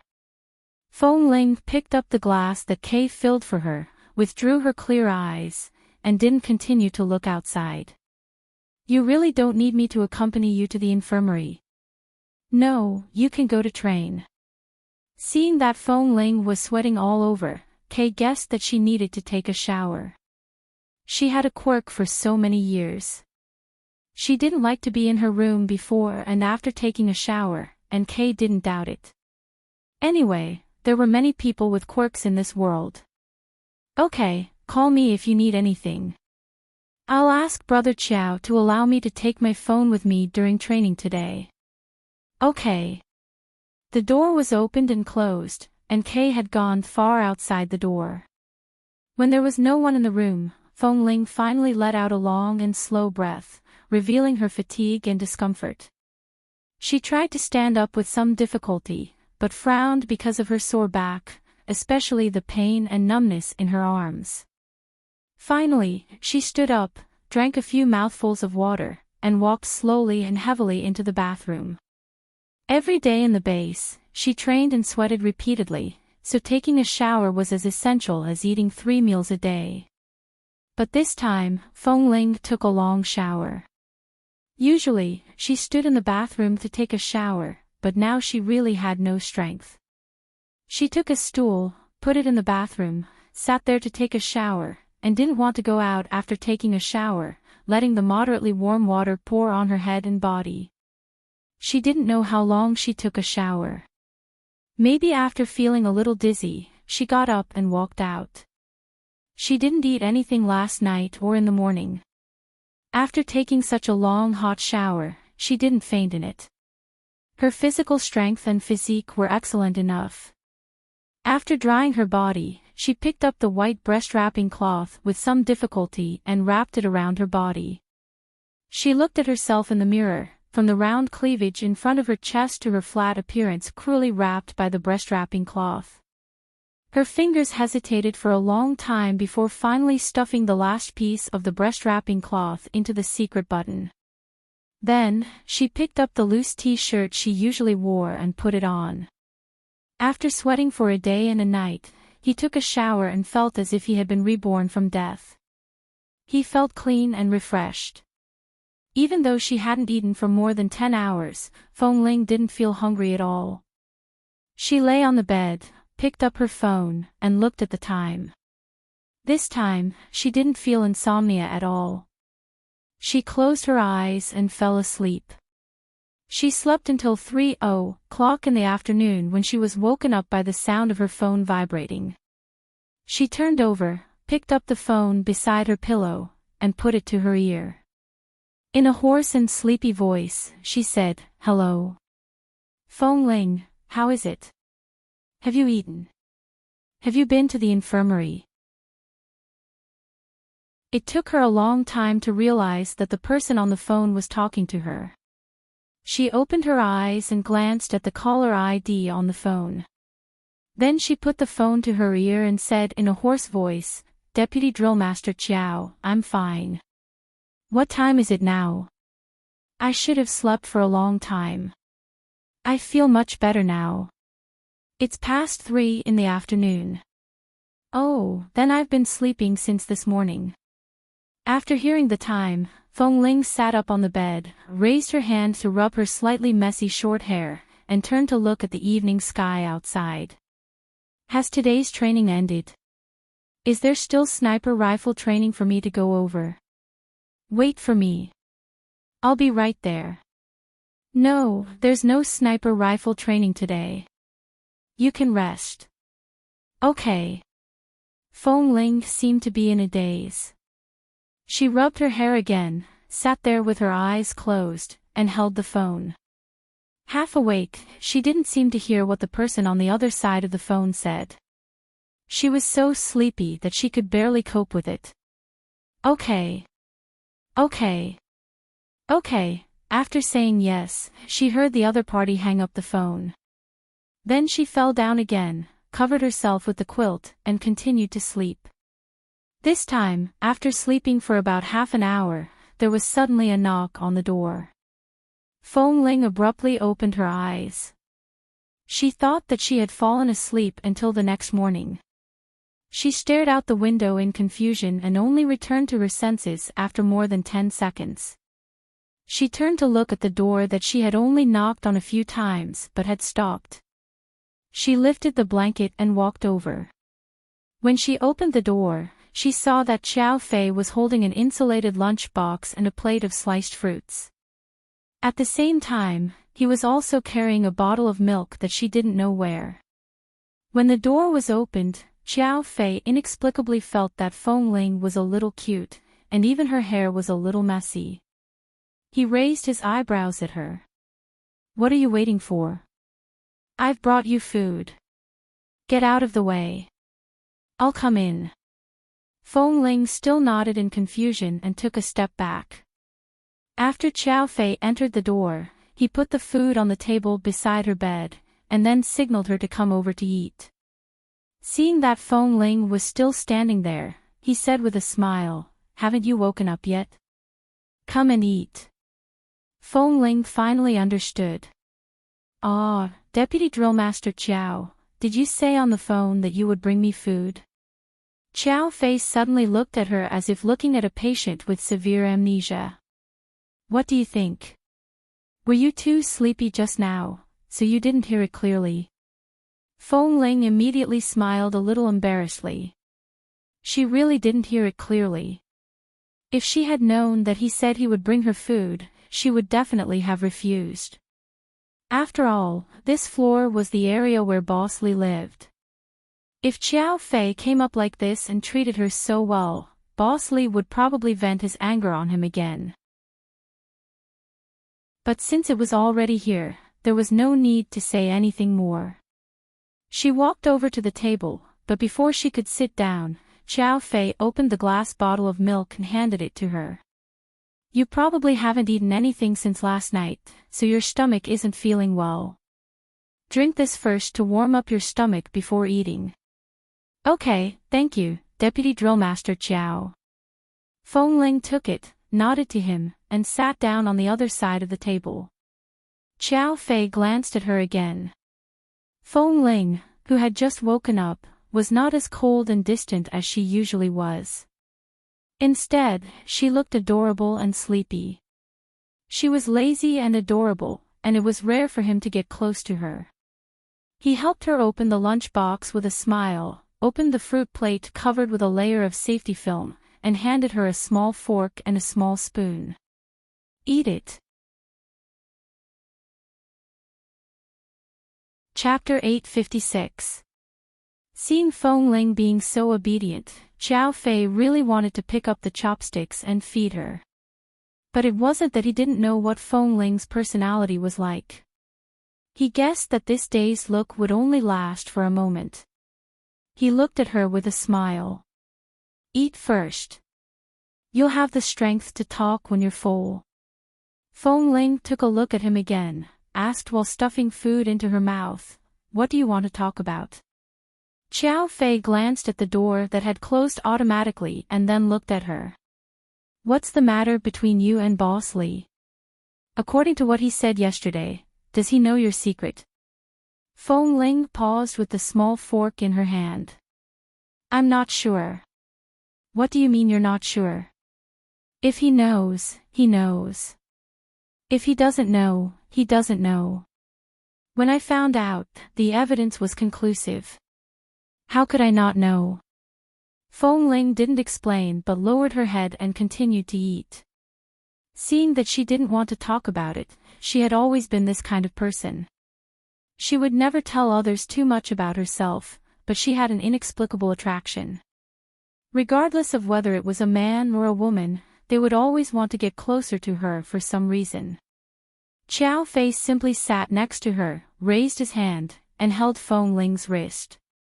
When Feng Ling subconsciously tried to pull her hand out, he held her tightly. "Don't move." "What?"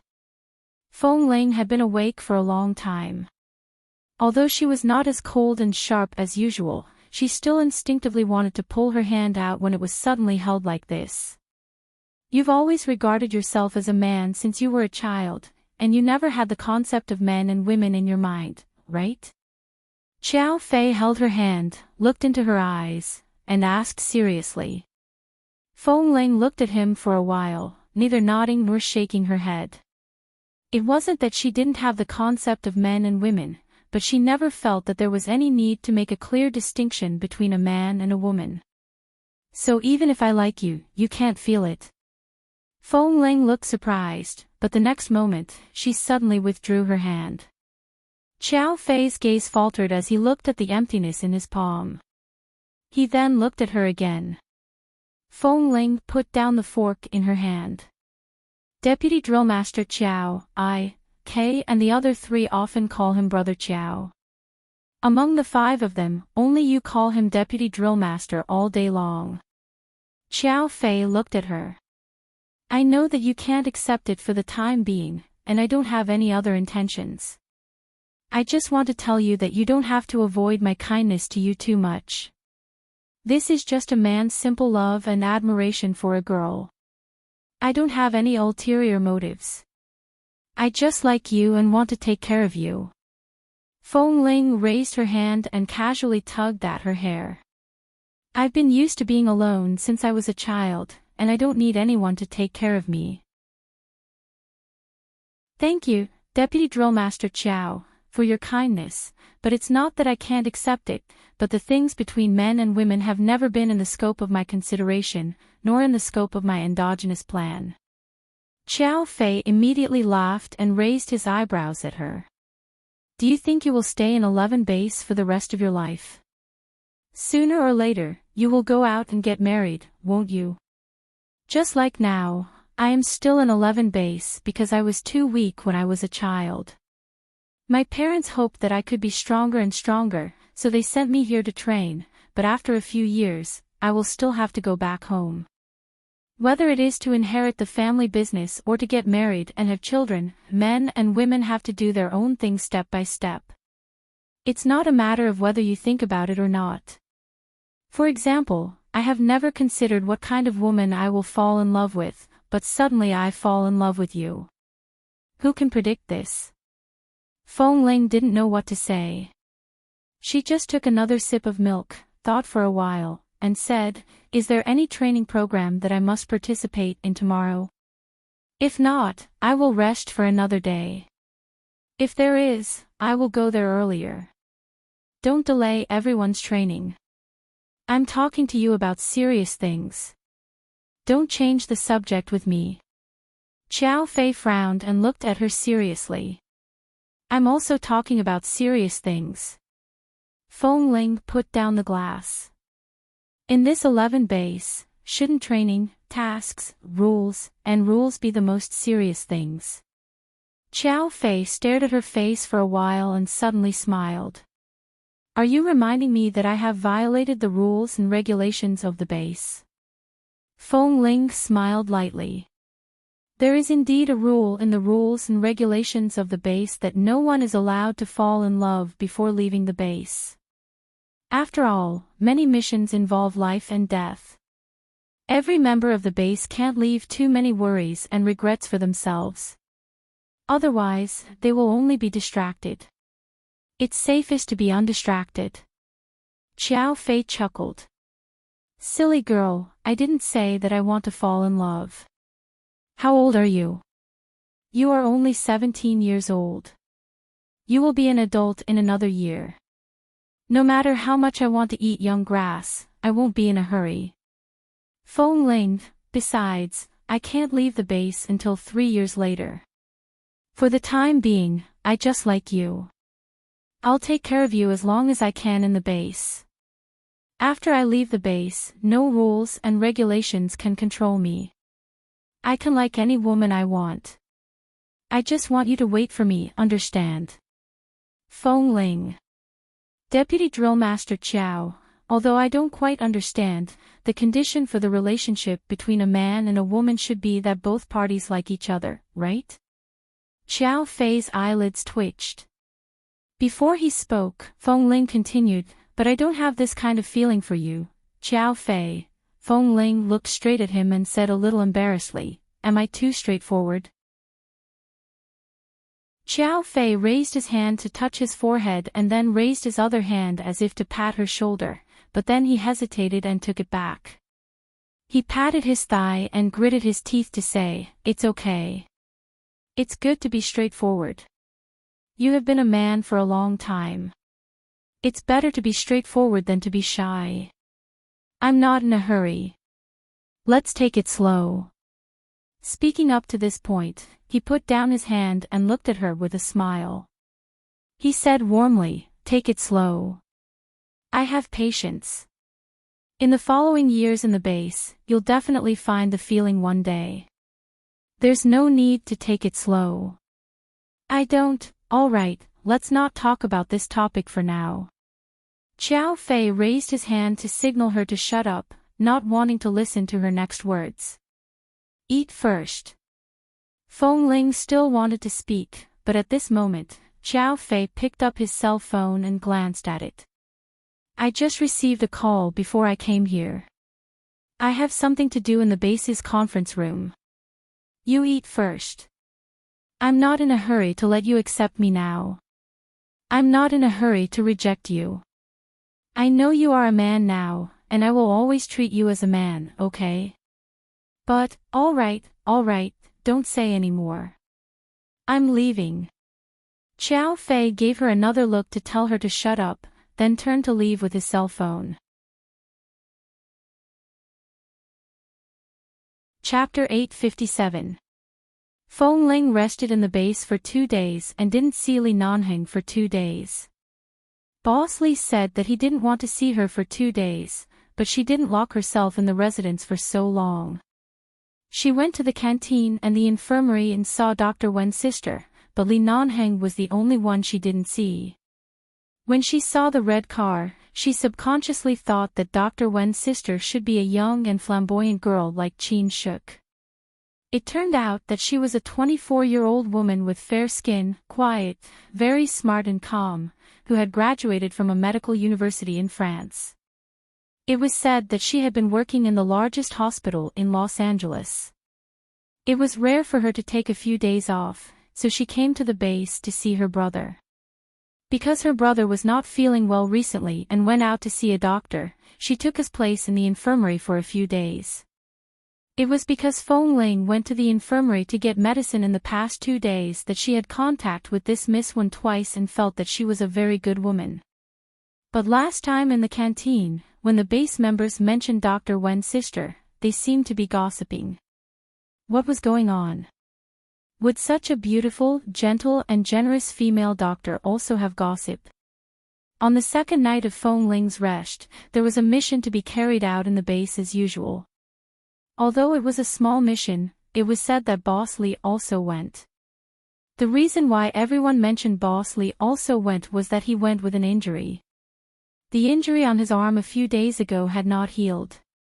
This mission lasted for a total of 3 hours.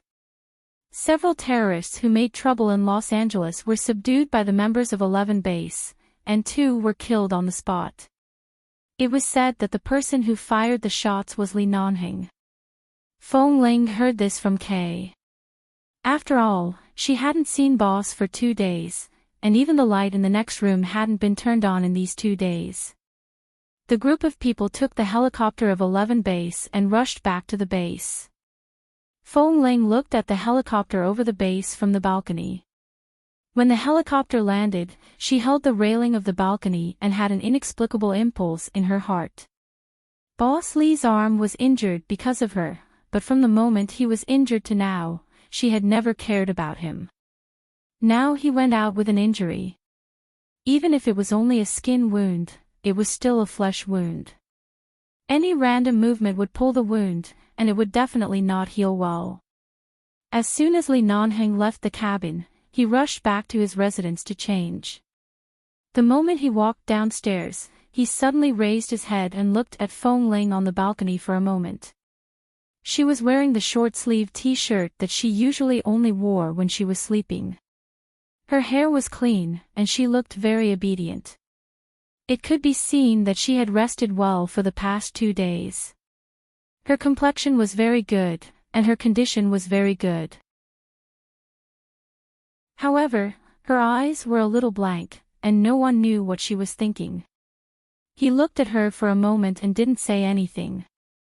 He gave up on the idea of returning to his residence and turned to leave. Seeing that he had left, Feng Ling abruptly returned to her senses. She quickly turned and ran out. She ran down the stairs and hurriedly ran behind him.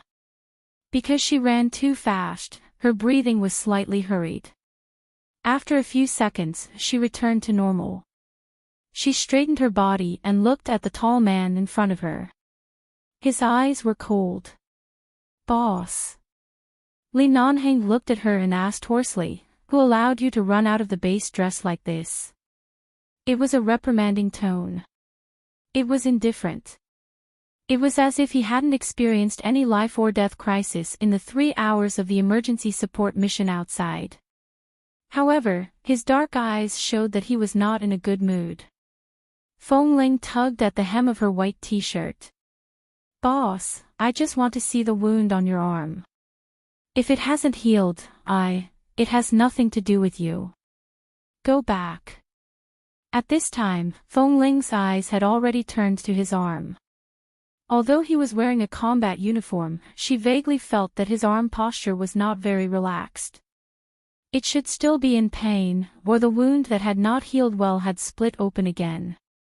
She was about to speak when Han Jin came over and asked, "Boss, are you all right? I heard from Fat Tai that it was very dangerous outside just now. Those people kidnapped a lot of people there. When you rushed in to save them, you were more or less injured." Li Nanheng answered mildly, "I'm fine." Han Jin looked at him again. "You're not injured. His arm movements are not flexible. He used too much force when he was rescuing the hostages. I think his wrist ligaments are strained. I'll go to the infirmary later. It's nothing serious. Ligament strain is not a trivial matter. Hurry up and go have a look. Don't leave any problems." The conversation ended. Li Nanheng left without saying another word to Feng Ling. Han Jin also took a look at Feng Ling and reminded her, "Isn't there a system in the base? You're not allowed to dress too casually outside of your residence. Why did you come out wearing this?" "I'll go back and change right away." Was the injury on Boss's arm very serious? Was that why his arm was stiff? "Shall I follow you to the infirmary?" Feng Ling asked. "No, Boss can go there by himself. Miss Wan is more careful than Dr. Wan. She is more reliable in changing the dressing for Boss. You don't have to worry at all." Everything seemed to have returned to peace. Feng Ling looked at the direction in which Li Nanheng and Han Jin left. After watching for a while, she thought about it and felt that it was necessary for her to go over and take a look. After all, these injuries were caused by her. He returned to his residence and put on his jacket and pants. After he was dressed neatly, he rushed to the infirmary. The infirmary. Li Nanheng sat in a chair and put his arm on the table. The woman in a white dress put on a white coat and bent down to carefully examine his wrist and arm. After a while, the woman concluded, wrist ligament strain. I'll apply medicine to you first. You can't use too much force in half a month. You have to rest well, or it will easily leave sequelae, which will be very bad for you to hold a gun in the future. Remember my words in half a month. Don't use too much force. Li Nanheng frowned. Half a month is impossible. The woman glared at him. If you want your hand to be crippled and can't even hold a gun in the future, you can do whatever you want. Can't I do it in a week? How can I bargain with you? The woman looked incredulous. Don't you know how badly the wound on your arm was at that time? You hid it from others and the bullet directly grazed your flesh. If it was a little deeper, you would have seen the bone. You shouldn't have gone on the mission today. Now you still don't listen to the doctor's words. Li Nanheng was silent for a moment and compromised. All right, I won't use too much force for the time being, but in some cases, I'll think about it later. Your temper is really irresistible. You've been like this since you were a child. Chapter 858. He remembered this woman's voice. She was Dr. Wen's sister. Don't move. I'm applying medicine for you. The voice inside continued. Do you have to be so meticulous? Nonsense. First, you are injured like this, and then your ligaments are strained. If you don't pay attention, your arm will be useless. Li Nanheng looked at the woman who was carefully applying medicine for him, sat there expressionlessly, and let her apply medicine. He looked indifferent and didn't say anything more. Forget it. You must control the strength of this arm in the short term. If you sprain or strain it again, you must come to me as soon as possible. Li Nanheng snorted. I know. I'm not a child. You don't have to remind me like this. You were easier to talk to when you were a child. The older you get, the more difficult it is to talk to you. The woman said as she applied medicine on his arm and then straightened up. In the past few hours, Li Nanheng had indeed overexerted his physical strength. In addition, he hadn't had a good rest these days.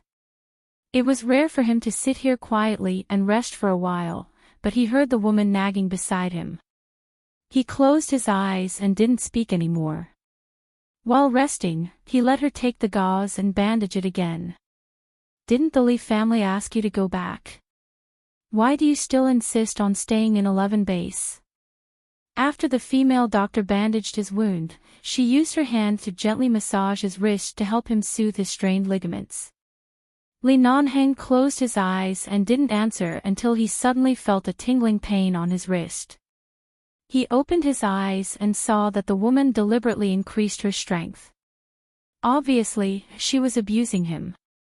He immediately withdrew his hand and said lightly, Xiaoqing, when will your brother come back? He has been away from the base for too long this time.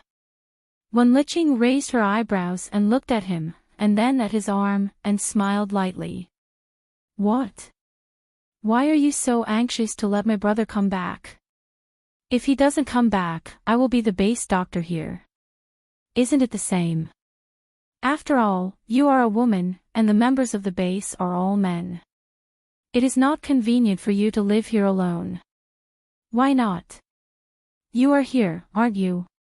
This infirmary is my brother's territory. Who dares to do anything to me? Wen Liqing said as she reached out to grab his arm. Don't hide. I am massaging you. No need. Li Nanheng avoided her hand and sat in place. His expression remained calm. Isn't the medicine ready? Give me the medicine. I'll change it myself starting tomorrow. Wenlicheng's hand, which was about to reach out, paused. She looked at him, withdrew her hand, and stood by the table. You don't have to be so polite to me. Wenlicheng and Li Nanheng were the same age. Although the Wen family was not as powerful as the Li family, they had known each other since they were very young and had known each other for many years. Plus Dr. Wen's relationship with Li Nanheng in the base, Wenlicheng often had dealings with Li Nanheng because of her brother, whether she was still a student or had graduated. On the surface, Wenlicheng called him by his name or Mr. Li, but in private, she called him Nanheng. Later, she called him Little Li Li and Little Heng Heng. Although Li Nanheng never talked to her, she was still used to calling him like this. Anyway, he would not be angry with her. As time went by, the members of the base heard rumors that there should be something between Boss Li and Dr. Wen's sister. Even if Boss Li was indifferent every day, Dr. Wen's sister obviously had feelings for Boss Li, otherwise, why would she come here so often? Besides, she had now graduated from the medical school and was definitely an unreachable doctor in the largest hospital in Los Angeles. However, she liked to come to 11 base when she was on vacation and would rather be a base doctor who bandaged some wounds every day. Fortunately, there was a rule in the base that the family members of the base were allowed to visit each year. Otherwise, Miss Wen might really plan to live here. Feng Ling stood outside the door for a while. The door of the infirmary was not closed very tightly. When she turned her head to approach, she could see the two people inside through the gap in the door.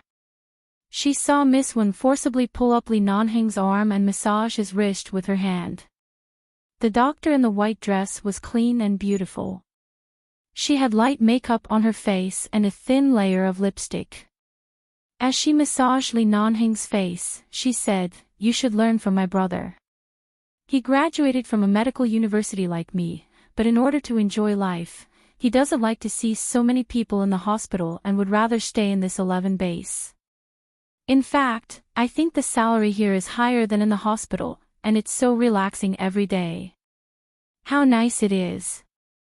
In fact, I don't think it's necessary to force yourself so hard in life.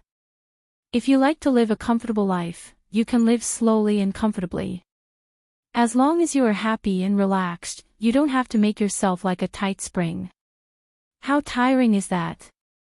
And I heard from my brother that most of the other members of the base come here to see him because of the high intensity of training, muscle strain, or heat stroke. Only you, who seems to be fine, are the first to rush forward in any dangerous mission. You are injured here and there, and when your injury is healed, you continue to be injured. Do you really not see yourself as a human being? Do you think you are made of iron?" It was very late now. When Li Nanheng came back from a mission, it was already midnight, and now it was past midnight. Late at night, the base was silent. The young base general and the young female doctor shared the same room. No matter how you looked at it, they seemed to be a good match. Feng Ling changed her clothes in a hurry, and her short hair was a bit messy and stuck to her forehead and ears.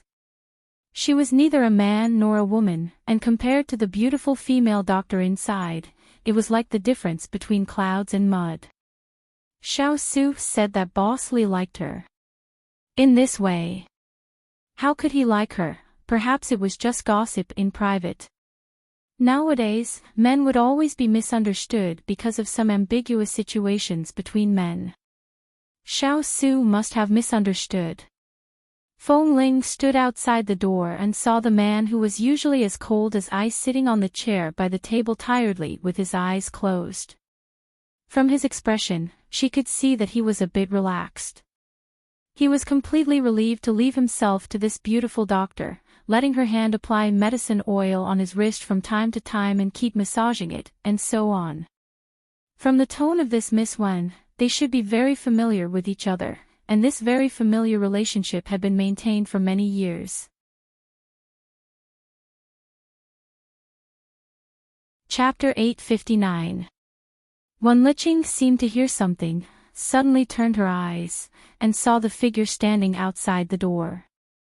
She looked up and asked in surprise, "You are?" The next second, he noticed the black uniform on the man's back and couldn't help but laugh. "Since you are a member of the base, just come in and talk. You don't have to be afraid to come in because your boss is here. He is just a patient here, and I treat him equally." After speaking, Wen Liqing glanced at Feng Ling. "Ah, who are you?"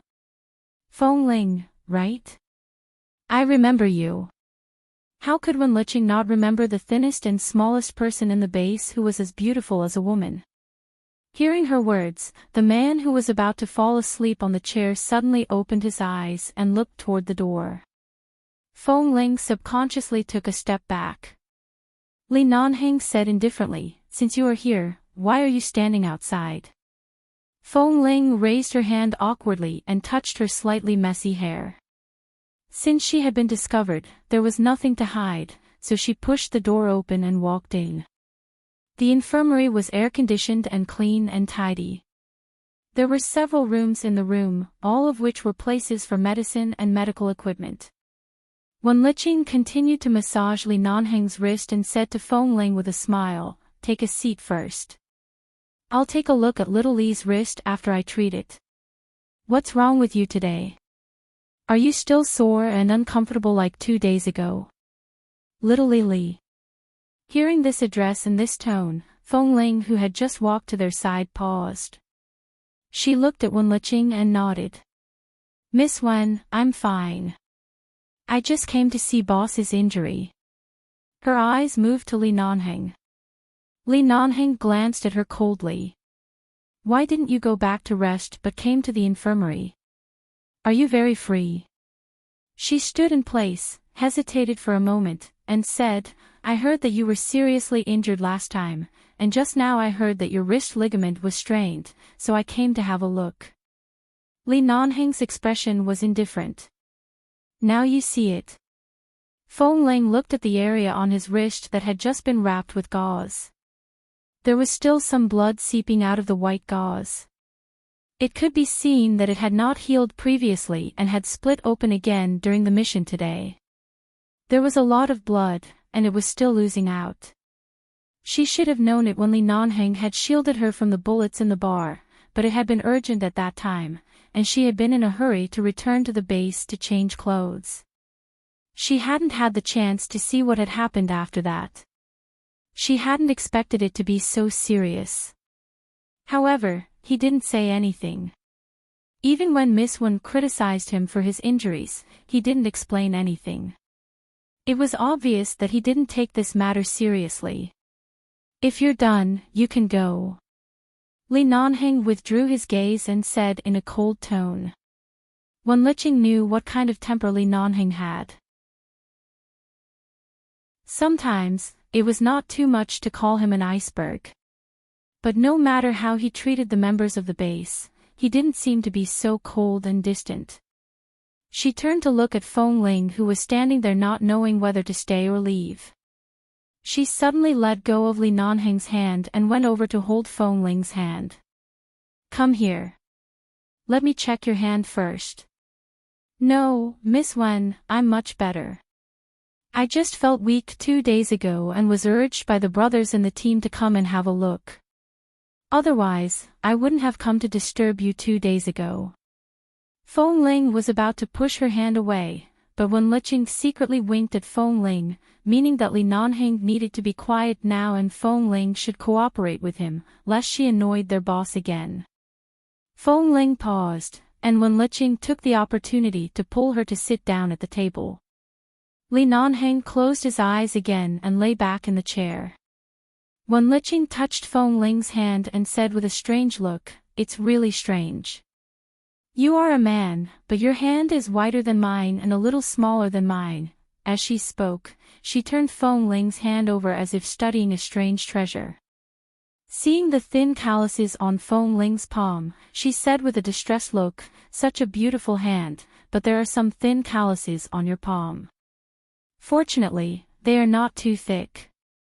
If you take good care of them for a long time, they will disappear soon." With that, Wen Liqing took out a hand cream from the drawer beside her desk. Take it back and apply it for a few days. Let's see if the thin calluses on your palms will slowly soften. Such beautiful hands, I feel uncomfortable looking at the slightest blemish. Feng Ling put the hand cream back on the table and said seriously, "Thank you, Miss Wen, but I don't need these. Besides, I am a man. It doesn't matter if my hand is beautiful or not." "You're right." Wen Liqing smiled. "But you're a man, but you're so good-looking. I'm really curious about how beautiful your parents are. I've never seen a boy more beautiful than a girl like you, and I've never seen anyone more beautiful than you on TV." It was not the first time that she was praised by a woman. Last time, it was Qin Shuk, and this time, it was Wen Liqing. Feng Ling smiled faintly. In fact, she had nothing to say, but in the eyes of others, she seemed to be shy. Seeing that Feng Ling was so shy, Wen Liqing didn't say anything more. She just smiled, took her hand to check it for her, and then picked up the stethoscope. As soon as Feng Ling saw the stethoscope, she stood up. "I really don't need to check it. Since Boss Li's arm is fine, I'll go back first. It's getting late. Good night." With that, she was about to leave. Wen Liqing looked at her in surprise. "Feng Ling, what's wrong with you? Last time when you came to the infirmary for a checkup, I wanted to use the stethoscope, but you avoided me and refused to be touched. Now you are avoiding me again." "Although I am a woman, I am a doctor. I just lifted your clothes and pressed it against your body to listen to your stethoscope. Why did you?" Feng Ling has a strange habit. He doesn't like to be touched. Don't worry about him. As long as he doesn't die soon, just let him be. Li Nanheng's voice came from the other side. The man was still leaning against the back of the chair, with his back to them. The air around him was cold, and his voice was cold. Chapter 860. Her words made Feng Ling even more silent. She looked up at Wen Liqing. Dr. Wen's sister could really be described as generous, elegant, kind, and beautiful. But what she didn't understand was when she and Boss Li needed another person to explain for her or even to ease the deadlock between her and Boss Li. She didn't like the current deadlock, but she really didn't know how to break it. The light in the infirmary poured down from above and shone on Wen Liqing's spotless white dress. The two of them, one in black and the other in white, were completely different. Wen Liqing was wearing a fitted dress and an angelic doctor's white coat. Her long hair was neatly tied behind her head, and her eyebrows were curved. Her lips were full and beautiful, like a blooming flower in the sun. But what about her? Feng Ling's hand hanging on her waist moved and touched the hem of her uniform that was not particularly neat because she was in a hurry. Her closet was full of uniforms of the same size and color, and there were all kinds of white or black t-shirts that she would wear when sleeping. She was exactly the same as the other men in the base. Except for clothes, she only wore pants, which were loose and fat without a waist. Even her own hair was pitifully short. She wore no makeup. Her hair was messy. Feng Ling had never felt that there was anything wrong with being a man, but at this moment, standing in front of such a perfect woman, she really felt a little ashamed. Boss Li was obviously injured because of her, but he had to come to this female doctor to bandage his wound, and he could even be so relaxed in front of Miss Wen. Feng Ling wanted to say something. She wanted to say that Boss Li was actually really good. As long as Boss Li really cared about someone, how could he be as cold as ice? In fact, he also had a gentle side. None of them knew.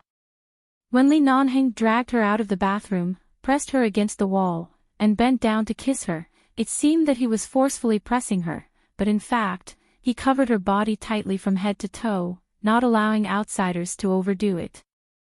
When Li Nanheng pulled her into his arms to protect her from the gunshot in the private room, how tight his hands were on her back. No one would know this kind of gentleness. In an instant, certain scenes surged through his mind. Those words lingered on her lips for a long time, but in the end, she just turned to Li Nanheng's back and said, "Boss, you must cooperate with the doctor to treat your injury. I'll go back first." She turned around and walked away quickly. Feng Ling hurriedly walked out of the infirmary, but she didn't know that after she left, when she ran around the building to the training ground, Li Nanheng's gaze swept to the window. Wen Liqing walked back and was about to pull his wrist again to continue massaging, but the man expressionlessly avoided her hand. When she was about to pull him again, he frowned, obviously impatient. Wen Liqing raised her eyebrows because of his sudden change of expression. "What are you doing? I haven't even cleaned off the medicinal oil on my hands." Li Nanheng sat there without saying a word, staring at the people who hurriedly left the training ground. The black uniform she was wearing today was not the zipper style, but the button style. One of the buttons at the front was crooked, causing the whole row of buttons to be out of place. However, the bottom of the uniform was indeed difficult to notice if one did not look carefully. Her hair was messy and she was obviously in a hurry to come over when she was putting on her clothes.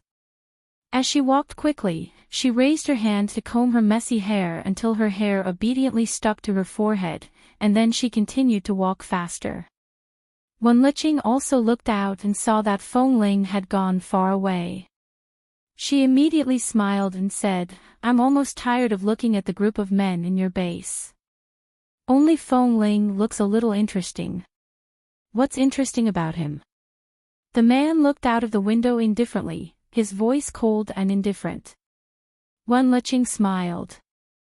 "When I first saw Feng Ling, I always suspected that he was a woman, but later I found out that he was not. But if he is really a girl, I think he will be very beautiful. It's a pity that he is so beautiful. How can he marry a wife in the future? He must be very picky. After all, it will be difficult for him to find a woman more beautiful than himself." Li Nanheng snorted coldly.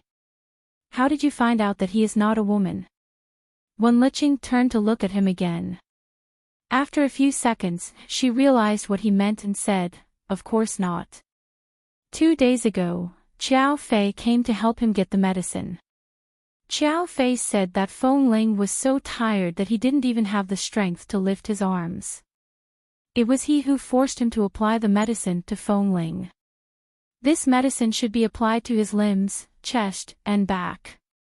If Feng Ling was really a woman, how could Qiao Fei apply medicine to him like this?" Li Nanheng raised his eyes and slowly looked at Wen Liqing coldly. "Qiao Fei." "Yes, Qiao Fei's parents are also friends with our Wen family. I've always been very familiar with him. He always says what he says. He also said that Feng Ling's body is so thin that he doesn't look like he has been training in the base for a long time. No wonder Feng Ling doesn't dare to show others his body. He is really too thin to show others his body. He also said that Feng Ling may be born with this kind of physique. No matter how many years of training, he can't grow much muscle." As Wen Liqing spoke, she leaned over and whispered to Li Nanheng. Qiao Fei also said that he didn't expect that Feng Ling, as thin and small as Boss Li, could be on par with Feng Ling and could exchange at least a dozen rounds with him. His small body had great explosive power, which made him particularly curious about Feng Ling. Wen Liqing said again, "When I touched Feng Ling's hand just now, I really felt that it was so white and tender.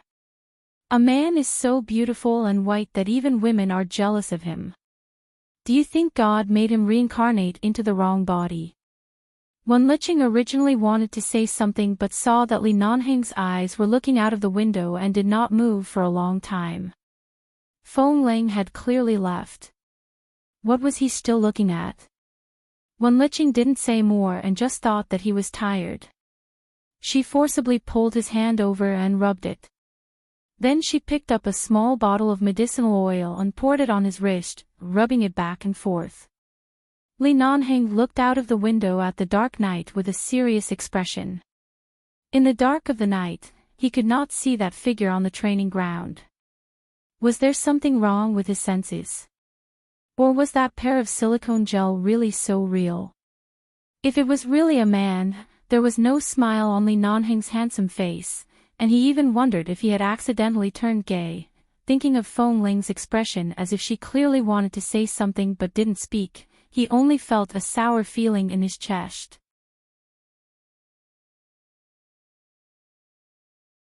Chapter 861. Monday. After training, Xiao Fei asked everyone to go back to change their clothes. Taking advantage of Fatty's birthday, the sniper team and Team 1 would have a dinner party tonight. She didn't expect that Fat Tai, who had always liked to go against Feng Ling in Team 1, would take the opportunity of his birthday to give them a rare holiday. They could enjoy a good day of eating to their heart's content.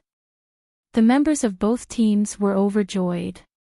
They came down from the horizontal bars and quickly ran back to their residences. All of them tidied themselves up. The reason was that Dr. Wen's sister would be going to the dinner party today. It was rare for a woman to appear in the base, and it was said that Dr. Wen's sister had brought 2 female interns with her. With 3 women around, these single men who couldn't even find a female mosquito in the base were very excited. After changing clothes, Tam asked, "Hey, by the way, isn't Boss Li's arm injured? Is he still going?"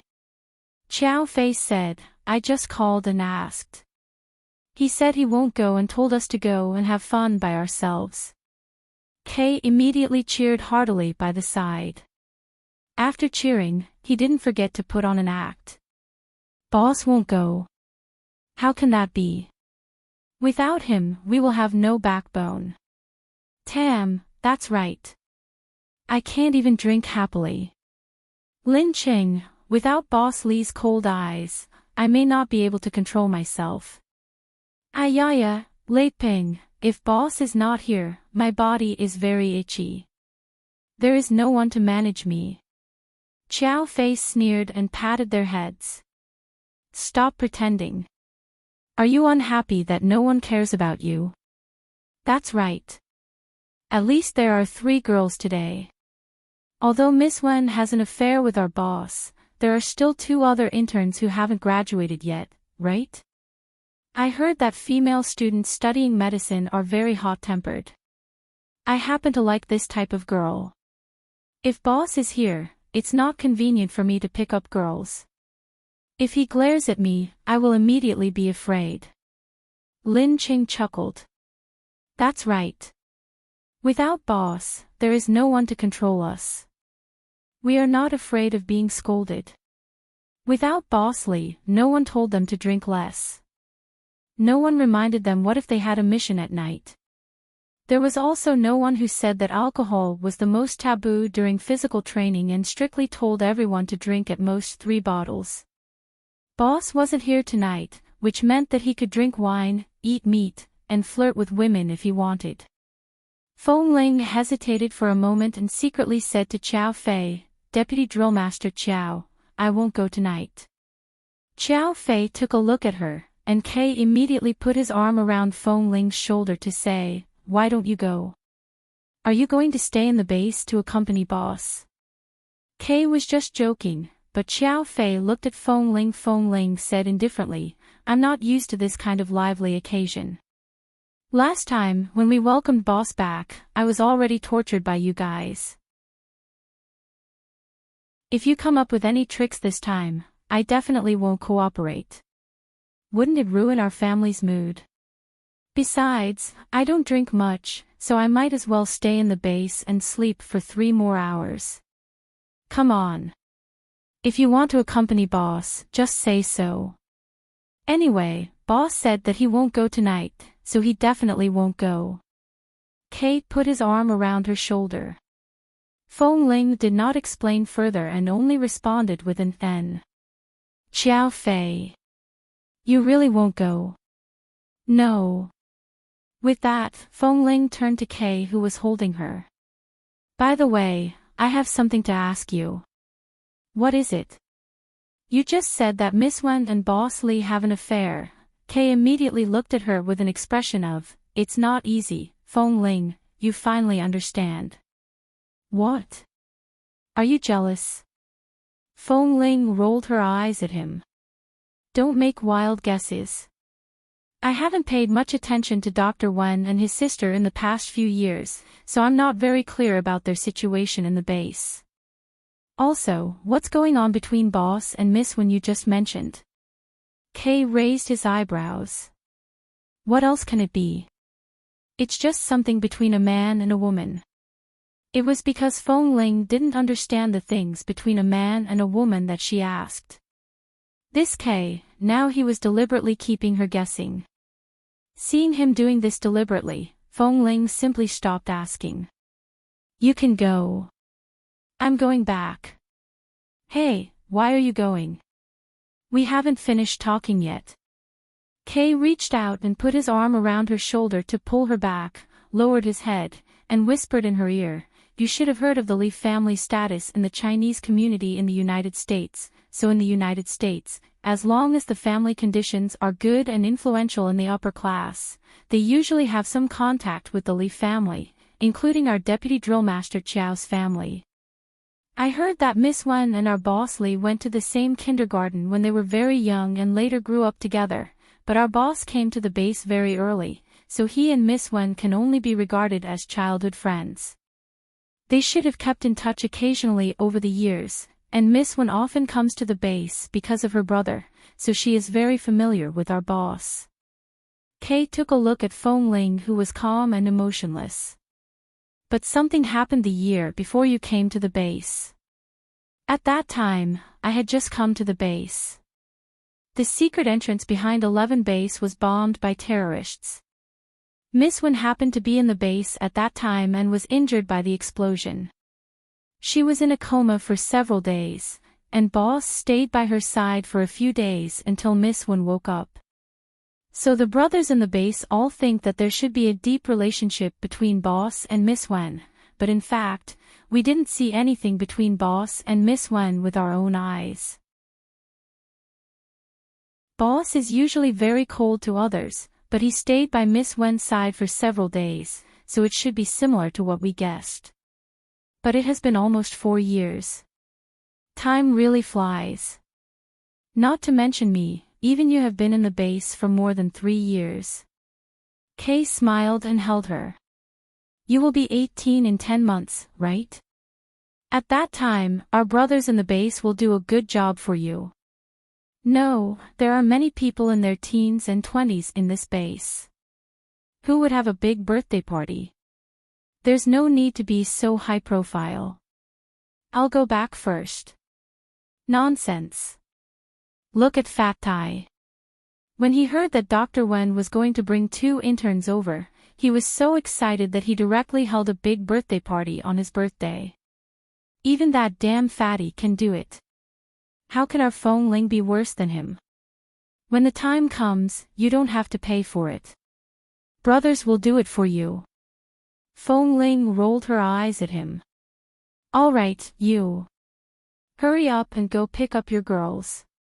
You speak as if without Fatty's treat, you will have a chance to meet the interns brought by Miss Wen.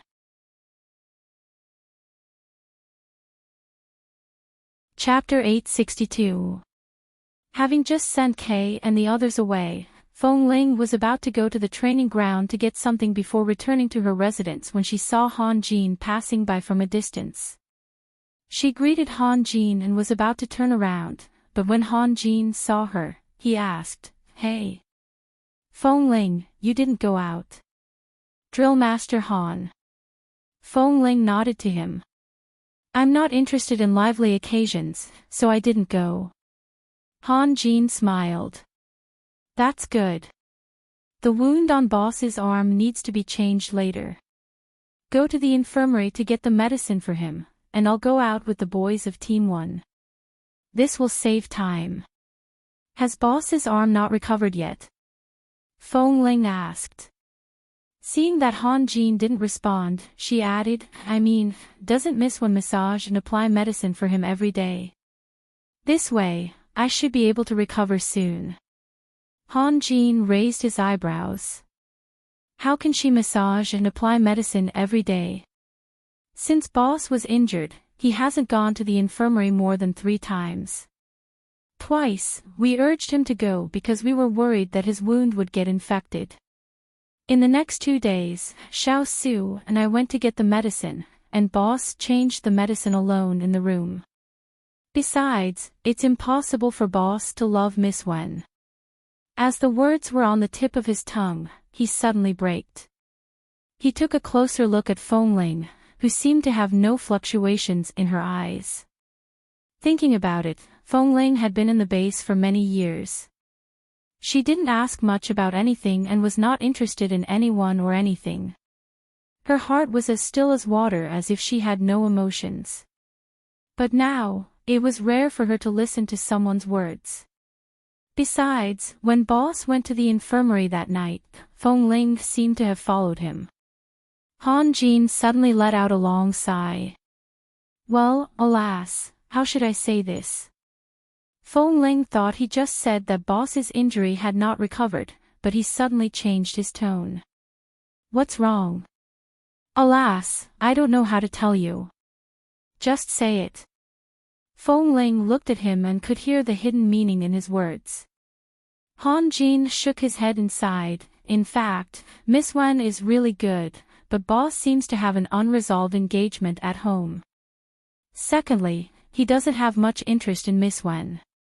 He simply treats her as Dr. Wen's younger sister or friend. Miss Wen's current state is like a falling flower, but a heartless river. Thinking about it makes my heart ache. Feng Ling looked up at him. Boss Li, you don't like Miss Wen. Han Jin continued. Yes, we also think that boss should like her. As the saying goes, it's easy for a woman to pursue a man. Boss Li's tenderness will be melted by Miss Wen's tenderness sooner or later. I think Miss Wen is also very patient. She knows that Boss Li doesn't like to make the relationship between friends too complicated, so she has been quietly accompanying him as a friend. I think if she continues to persevere like this, sooner or later, she may become Mrs. Li. Feng Ling expressionlessly turned her eyes to the things in the training ground and did not speak. Han Jin gripped her shoulders sternly. Feng Ling, I'm telling you, don't tell boss and Miss Wen what I just said. When you go to the infirmary to get the medicine, don't ask too much. When you're applying medicine for boss, just be quiet and don't talk too much. Don't sow discord between them, understand? All right, I won't talk nonsense, Feng Ling said in a low voice. Then you must be careful. We are still waiting for Miss Wen to become Mrs. Li. Han Jin seemed to be a little excited. There are not many people who can be treated with patience by boss, and Miss Wen is one of them. This kind of good fate should be cherished, don't you think so? Yes. Feng Ling's tone was still calm. Boss is usually very cold to others, and he is indeed very patient with Miss Wen, unlike us. Usually, when we call him, he doesn't respond at all. Seeing her stubborn attitude, Han Jin immediately became anxious and slapped his thigh. Oh, that's right. Don't say that boss is usually impatient with others. In all these years, boss has never rushed forward to block a bullet for anyone. Feng Ling raised her head in surprise. Han Jin smiled and mysteriously leaned close to her ear. In fact, sometimes, patience is equal to politeness, politeness is equal to alienation, and alienation is equal to no relationship. In fact, boss's attitude toward both internal and external has always been very obvious. It's just that there is a blockhead in our base who has never been enlightened. After hearing this, Feng Ling looked at him as if she didn't understand. Where did this blockhead come from? Han Jin, his head hurt. Suddenly, he understood why boss was angry every day. If this guy was a woman, perhaps he could directly throw her on the bed to solve the problem. But now, even if he wanted to throw her on the bed, it seemed that there seemed to be other more important problems to solve. For example, between the two men, who was on the top and who was on the bottom. By the way, I find that boss seems to be particularly displeased with you recently. Do you want to ease the relationship with boss? Han Jin asked again. Feng Ling raised her eyes. Yes. I have a few bottles of wine in my room that I have collected for several years. Usually, alcohol is not allowed in the base, so I have kept them until now. As he spoke, he handed her the key to his residence. Make him drink 2 bottles of wine tonight. See if it can solve the conflict. Why should I make him drink to solve the conflict? You don't understand. Men need to talk in an atmosphere. When they are sober, they probably won't even let out a fart. When they drink too much, it's easy to know what boss is thinking. Listen to me, take the wine and go to the canteen to ask for a few dishes. Boss probably won't accept the wine and dishes I send to him. I don't care whether he will accept it or not. It's up to him whether he accepts it or not. It's better than being in a stalemate like this and training you like a machine every day, isn't it? Han Jin said and patted her on the shoulder. Believe me, as long as you have the ability to get boss drunk, you can solve a lot of doubts in your heart. But what?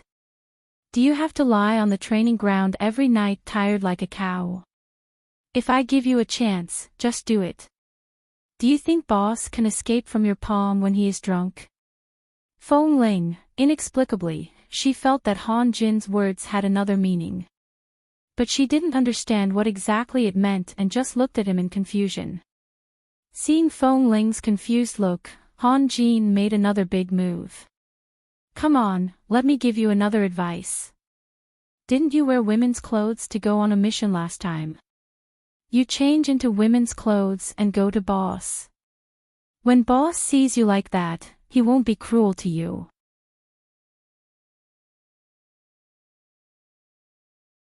Chapter 863. Han Jin winked at her and looked at her with a look that said, everything is in silence. He cheered for her one last time and then walked away.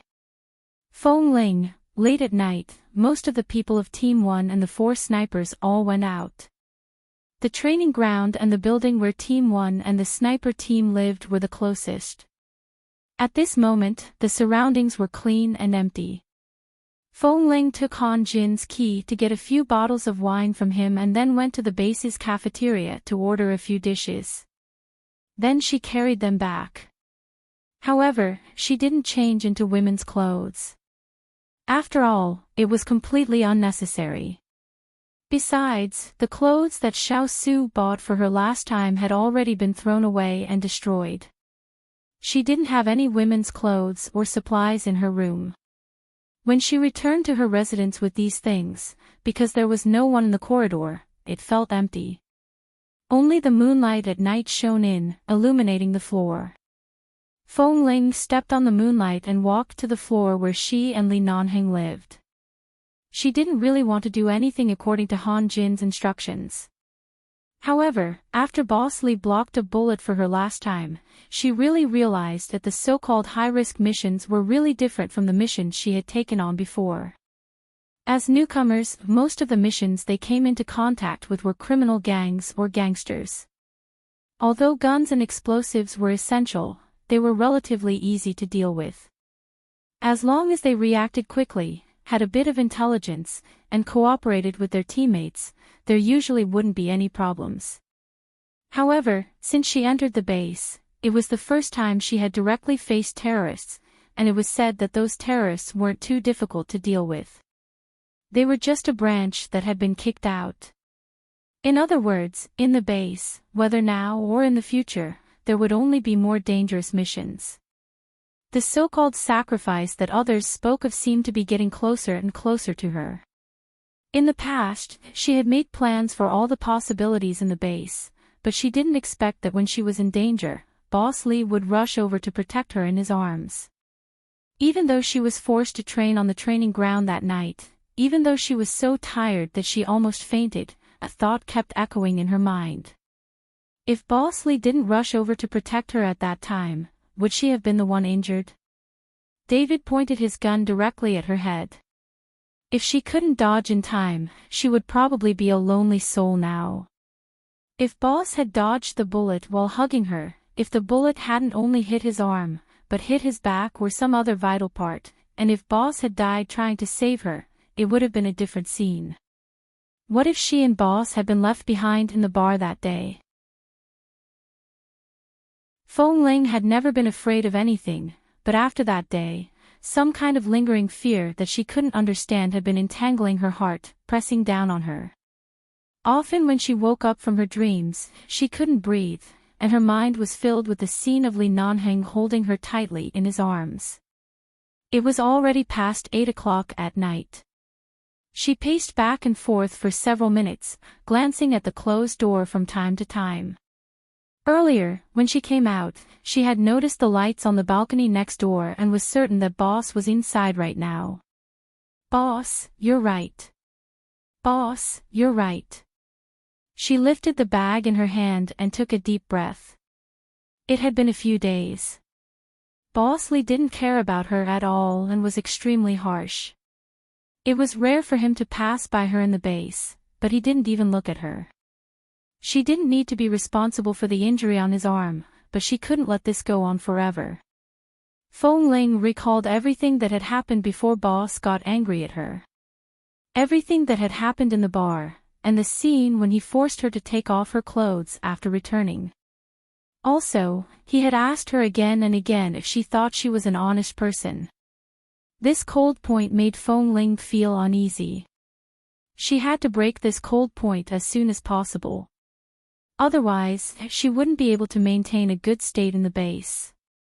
With this thought in mind, she stepped on the voice-controlled lights and walked to the door of Li Nanheng's room.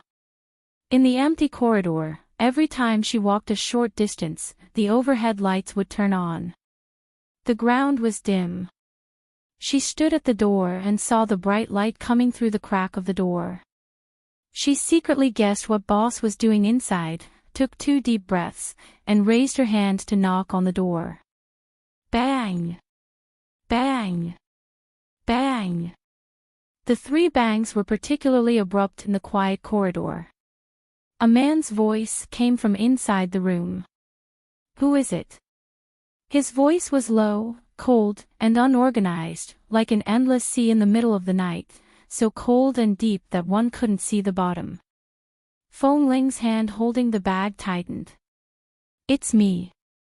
There was a moment of silence inside, and then footsteps approached the door and stopped. Li Nanheng asked indifferently, "What are you doing here?" He didn't even open the door and ask directly. Feng Ling carried the bag and said bluntly, "Drill Master Han gave me a few bottles of wine before he left. It's boring for me to drink alone. Anyway, I live with Boss, so I came to drink with Boss." The people in the room fell silent, and this kind of silence made Feng Ling shiver inexplicably outside the door. After a moment, the door was opened. The bright light poured out from inside, and Feng Ling looked up at the man inside. Li Nanheng had nothing to do tonight, so he didn't go out to drink with them. Obviously, he thought he didn't need to see anyone tonight. In the room, he wore a white vest and a pair of black shorts. His hair was also wet, and there were water drops on his shoulders. Was Boss taking a shower just now? Feng Ling asked subconsciously. No wonder she didn't hear the sound in his room when she stayed in the corridor. It turned out that he was in the bathroom. Li Nanheng didn't answer and glanced at the bag in her hand. "What wine do you want to drink? Who allowed you to drink at the base? If you want to drink, just go out with them. The base clearly states that you are not allowed to drink." Feng Ling raised the things in her hand. "It was given to me by Drill Master Han. Boss, you know I can't hold my liquor well." Even if he gave it to me, I can't drink it, so I send it to you. These wines are at your disposal. You can keep them or throw them away. I won't stop you. Li Nanheng looked at her condescendingly. Why did Han Jin give you the wine? He has hidden them for so many years. I asked him for a bottle, but he was reluctant to give me one. Today, he gave them all to you. Feng Ling, there was such a thing. Then she really didn't know. However, when she went to Han Jin's room just now, she really saw a lot of wine in the cabinet. She only took 4 of them and then put the others neatly before coming out. She didn't know there was such a thing. She couldn't just say that Drill Master Han asked her to come over and get boss drunk, could she? Boss, move aside. The dishes are getting cold, Feng Ling said as she raised her hand to push him. She patted his chest and walked inside. The man had just taken a shower and was only wearing a vest. The vest was very thin, and the firm feeling under her hand made her heart tremble. As though she was scalded, she retracted her hand and quickly walked in. Dash.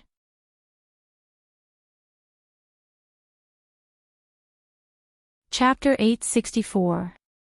Feng Ling placed the 2 plastic bags on the table in his room and began to take things out. As she took them out, she reported to him. This is the specialty of Auntie Jiaoli in the base cafeteria. I specially packed one. And this is the fried chicken made by Uncle Han. By the way, this is brought to you by Auntie Jiaoli.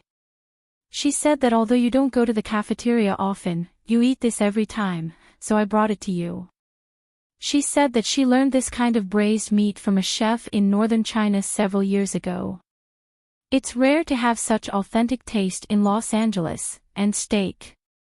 After reporting, Feng Ling placed the lunch boxes on the table one by one with satisfaction, took out the bottles of wine, put them on the table, and turned around to speak. As soon as she turned around, she suddenly bumped into the man's chest. Feng Ling paused and hurriedly took a step back, but her back had been pressed against the edge of the table. She raised her eyes and looked at Li Nanheng, who suddenly approached her. The man looked down at her panicked expression at this moment. Feng Ling usually wore a calm and indifferent mask. She rarely showed such a panicked expression, but every time she showed such an expression, the man's heart seemed to be bitten by mosquitoes. Why did you bring so much wine and food here? Isn't Fatty's birthday today? But they said that you won't go out today, so I didn't go either. Thinking that Team 1 and the sniper team rarely have peace, I went to the cafeteria to buy some dishes and wanted to eat with you, boss. Feng Ling said and moved back, put her hands on the table, and tried to keep a safe distance from the man who was full of pressure in front of her. Li Nanheng glanced at the delicious food on the table behind her and said lightly, "What's the matter with the wine? Didn't I just say that Drill Master Han asked me to?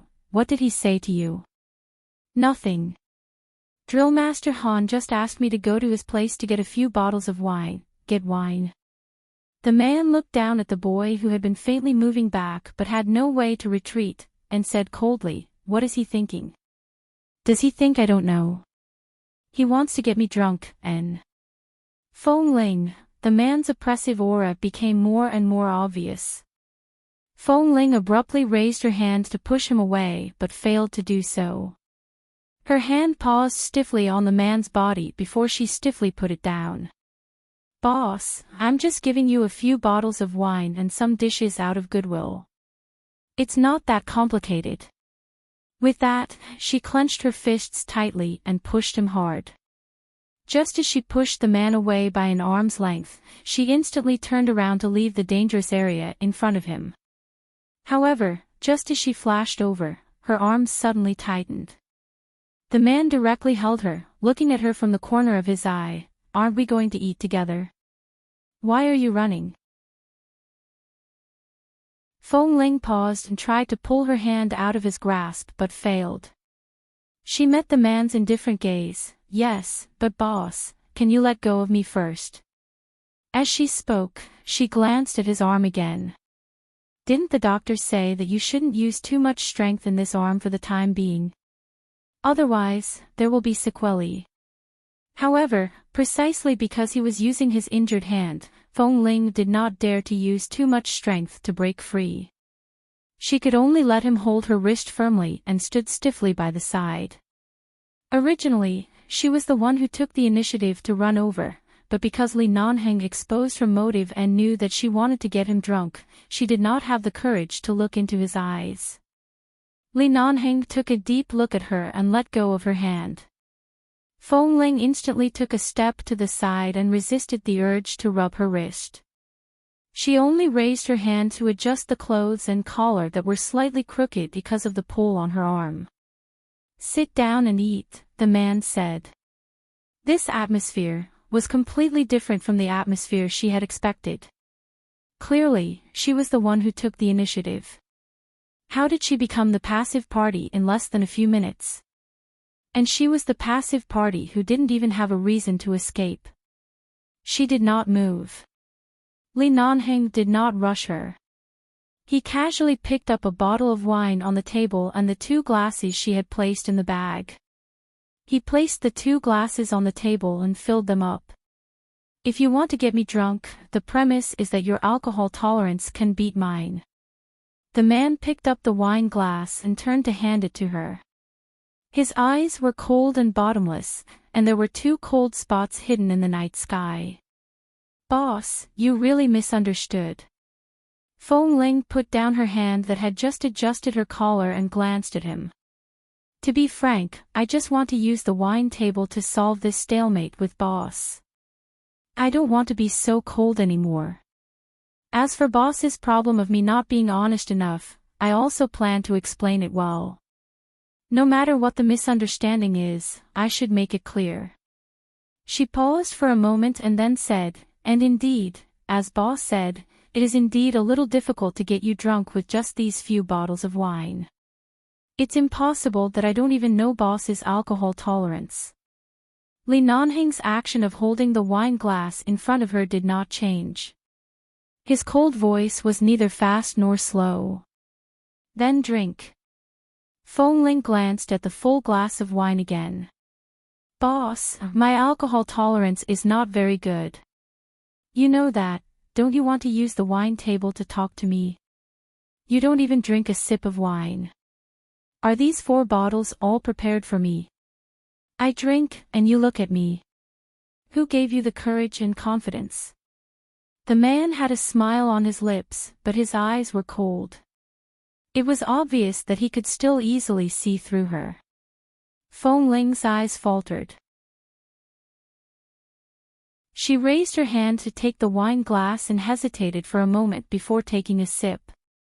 After taking a sip, she was about to put it down when she suddenly received Li Nanheng's deep and probing gaze. Her emotions surged for a moment, and she had to drink the whole glass of wine. This was the bottle with the highest alcohol content among the 4 bottles of wine on the table. She didn't know where Han Jin got it from. The wine bottle was written as 65% Maute flavor liquor, produced in China. Most of the wine Feng Ling drank in the United States was red wine or some other alcohol here, with high alcohol content and low alcohol content, but at most, she couldn't drink any more after 2 or 3 glasses. As soon as the liquor entered her stomach, her throat was extremely hot, and then her stomach burned. Feng Ling held the empty glass in her hand. Because of the burning in her stomach, she was not used to it. After all, she had never drunk such strong wine. Wasn't this equivalent to shooting herself in the foot?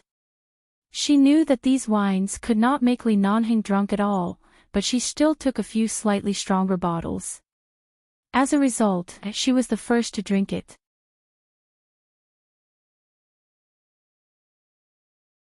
Chapter 865. It was just a glass of white wine. The glass was neither big nor small, about 2 ounces. But in less than a minute, she felt a little dizzy, her vision blurred, and the burning temperature in her stomach seemed to jump to her brain in an instant. She glanced at the food and wine on the table again and felt that if she stayed here any longer, she would be the only one to suffer. Li Nanhing didn't fall for it at all. Not to mention tricking him, it was almost impossible to get him drunk in this situation. Feng Ling didn't have the patience to fight with him anymore. She raised her hand to her mouth full of the taste of white wine and said, "This is the first time I've drunk white wine. I'm not used to it and my stomach feels uncomfortable. You can eat it. I'll go back first." With that, she was about to leave. Li Nanhing raised his cold eyebrows and glanced at her with a faint smile. His eyes were deep and dark. When Feng Ling turned around and took 2 steps away, he raised his hand to stop her. However, the moment the man's arm reached out, Feng Ling quickly took a step back and turned to look at him. Seeing the cold smile in his eyes, she knew he didn't intend to let her go so easily. She scolded herself for running into the tiger's mouth in the middle of the night. At the moment when the man was about to grab her arm, she instantly used the close combat method he taught her to avoid his hand and then raised her hand to block him. In just 2 or 3 moves, all of Feng Ling's moves were resolved. The man easily held her shoulders and held her down just as she was about to swing him away.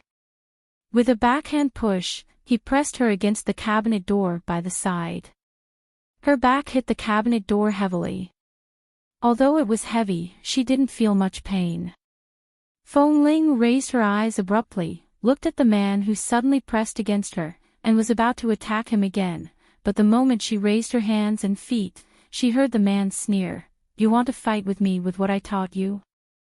Do you really think you can do whatever you want because you've been doing well in the base's newcomer assessment for a long time?" The man's eyes were cold as he pressed one hand on her shoulder. Just this simple action made her unable to move. It was as if every part of her body was under his control. He could easily predict any movement she made. Furthermore, if she moved again, he would increase the strength between her shoulders and neck. In the end, she would be the only one who would be in pain. Feng Ling leaned against the cabinet door and said in a muffled voice, "Boss, I came to eat and drink with you out of kindness. I don't think things will develop to this point." Li Nanhing turned his eyes to the dishes on the table. The dishes are really carefully arranged, and the wine is also good. Do I look like I'm easy to deal with? Feng Ling's stomach was burning and she gradually lost her patience. So what if he taught her these skills? If they really fought on the training ground, it wasn't like they hadn't fought for a few rounds. He was just in the wrong and didn't want to fight with him. Let go. There was no patience in her tone. The man looked at her coldly. His hand was still on her shoulder, but he maintained a distance of an arm's length. It was as though he was standing outside the cage and watching a little rabbit struggling in vain. "Boss, I respect you as my boss. No matter what you say or do, I'll regard you as my guide. I also believe that I'm sincere and loyal to the base, so I have a clear conscience when it comes to honesty." She looked at him very seriously. "Even now, I did come here to ease the relationship with you, boss, but if you insist on forcing me, I can't guarantee what I will do."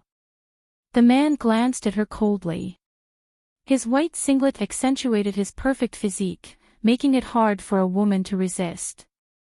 However, his expression was noble and cold. His voice was light, neither high nor low. "What did I force you to do?"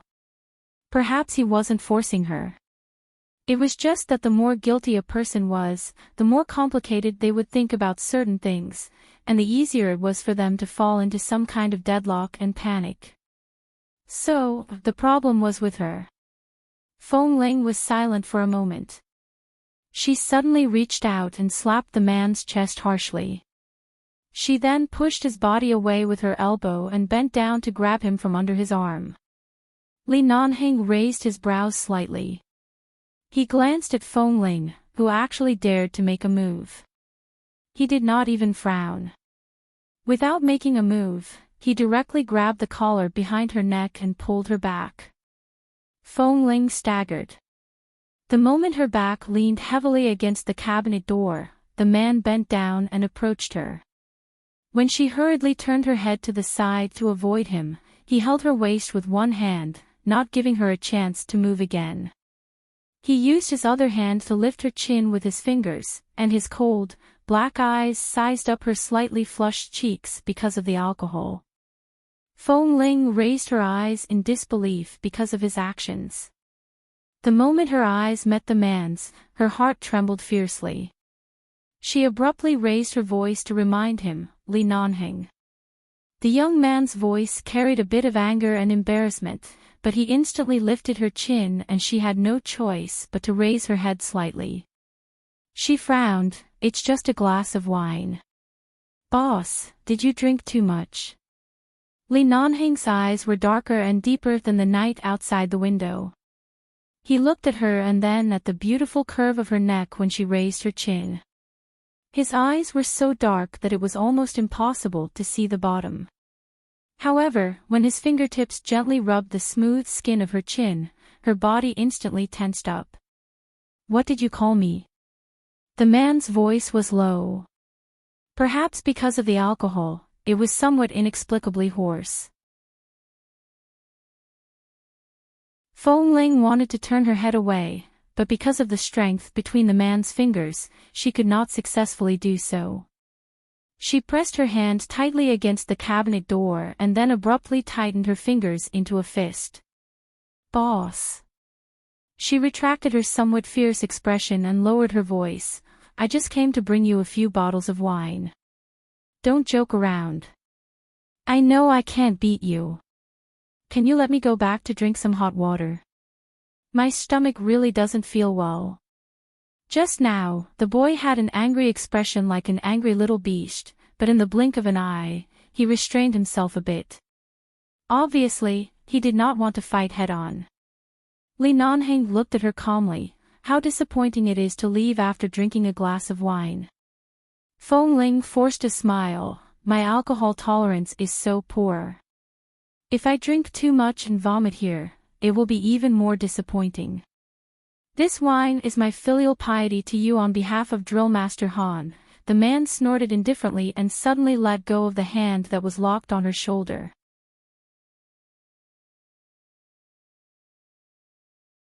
Chapter 866. Li Nanheng turned his head away and did not look at her. However, the moment he heard her footsteps moving away, a ruthless glint flashed across his eyes. He abruptly reached out and grabbed her wrist. This time, Feng Ling was completely caught off guard, and he suddenly pulled her back with unprecedented ferocity. Feng Ling's feet were unsteady, and she fell back into the man's arms. She quickly reacted and reached out to push him away, ignoring the injury on his arm. After a few rounds of fighting, her sleeves were almost torn. Whether in terms of height or physical strength, the man was effortless in front of her. The moment Feng Ling was about to fight with him, he directly grabbed her wrist. The moment Feng Ling raised her eyes to glare at him, he abruptly raised his arm and swung her harshly onto the bed. Feng Ling was suddenly swung back several steps uncontrollably. Her legs hit the bed and she abruptly fell onto the bed. The moment she was about to get up, the man leaned over. She was about to get up when the man suddenly pressed her wrists down and pressed her down onto the bed. Her body was instantly suppressed and imprisoned. Feng Ling struggled and raised her eyes to glare at the man on top of her. Let go. Li Nanheng's ink-black eyes stared at her motionlessly. Not only did he not let go, but he also moved his hand forward and held her hand firmly. Feng Ling was furious. Let go of me. As she spoke, she struggled under him with all her might. Her hands could not move, so she could only kick out with her legs. However, the man faintly frowned because of her dishonest movements, and then sucked in a breath of cold air because of her constant kicking. He suddenly said in a low hoarse voice, "Don't move." Because of his tone, Feng Ling abruptly turned to look at his face. Seeing the man's deep and boundless black eyes, she was about to angrily rebuke him to let go of her, but for some reason, she felt that there seemed to be something on her legs pushing against her, and it was becoming more and more obvious. She did not understand at first.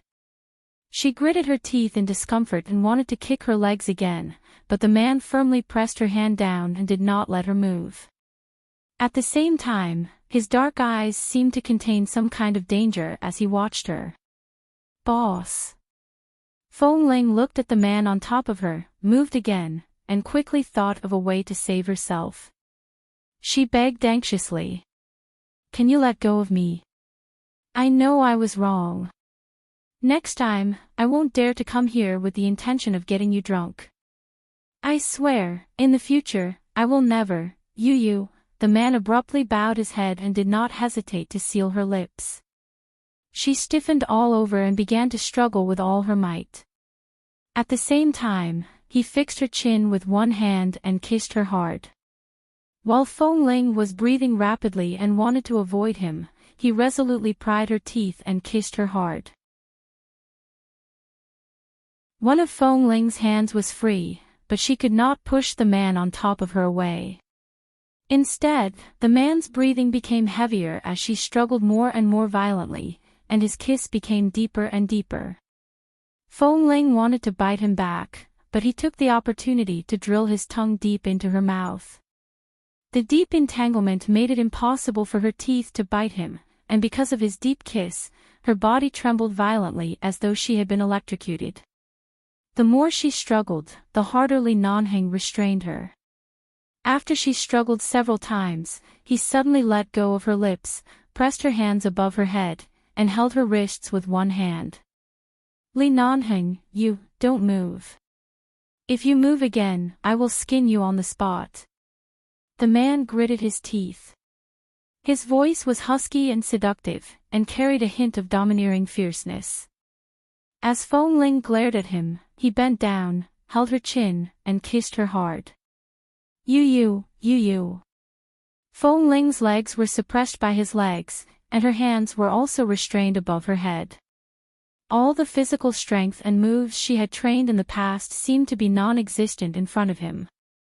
Every force and movement was useless. After struggling for several minutes, she could only feel the mellow fragrance of wine lingering in her mouth, and the man's presence that could not be ignored invaded her lips and tongue, breaking all her self-control. Because Feng Ling could not struggle free, her neck was swollen and red from holding her breath. Li Nanheng paused for a moment, sucked her lips, and said hoarsely against her lips, "Don't hold your breath. Breathe." Feng Ling opened her mouth and took a deep breath. The man looked at her rare obedient and cooperative appearance, and then at her flushed face. He could not help but kiss her again. Feng Ling, who was firmly held under the man's body, widened her eyes and finally found an opportunity to bite hard. Although the taste of blood spread in her mouth, the man did not seem to feel any pain and only kissed her harder. Their breaths tangled, and it was impossible to tell who was bitten. She only knew that the taste of blood mixed with the taste of wine in her mouth made Feng Ling's brain, which was already affected by the high alcohol content, gradually lose control. After struggling several times, Feng Ling suddenly did not dare to move again. This was because the man's lower body was pressed against her position in an unstoppable manner. Earlier, she did not react for a moment, but as a woman who had disguised as a man for so long, she knew the biggest difference between her and the man. That was, this time, her face was no longer red because she was holding her breath. This time, it was really hot, and she stopped all struggling movements. However, because of this sudden stop, she could clearly feel the man's kiss between her lips and teeth. Her entire body became numb at this moment, and the feeling was even more obvious than when she was kissed in the bar that night, especially when the man's lower body was still pressed against her. Because she no longer struggled, the strength between the man's lips gradually became gentle and patient. However, knowing that Feng Ling would not give up so easily, he did not let go of the hands on top of her head. He held her waist as if to fill a long brewing desire, but no matter how he kissed, he could not fill this desire. He felt that if he really kissed her like this, he would really peel off Feng Ling. He kissed her lips again and then lowered his head to kiss the corner of her mouth, chin, neck, and the slightly open collar. Feeling that she was becoming more and more tense because of his actions, he closed his eyes and pressed his head against her neck. He did not move again. "Boss, have you been crazy enough? You..." Feng Ling found her breath. Even her eyes were slightly red, and her voice was unreasonably hoarse. "Can you let me go now?" The moment her voice fell, the man on top of her put down her hand, but he did not let go. Instead, he abruptly pulled her hand down his body. Because of this action, Feng Ling's body abruptly trembled. She rushed to pull her hand back but was still firmly pulled down by him.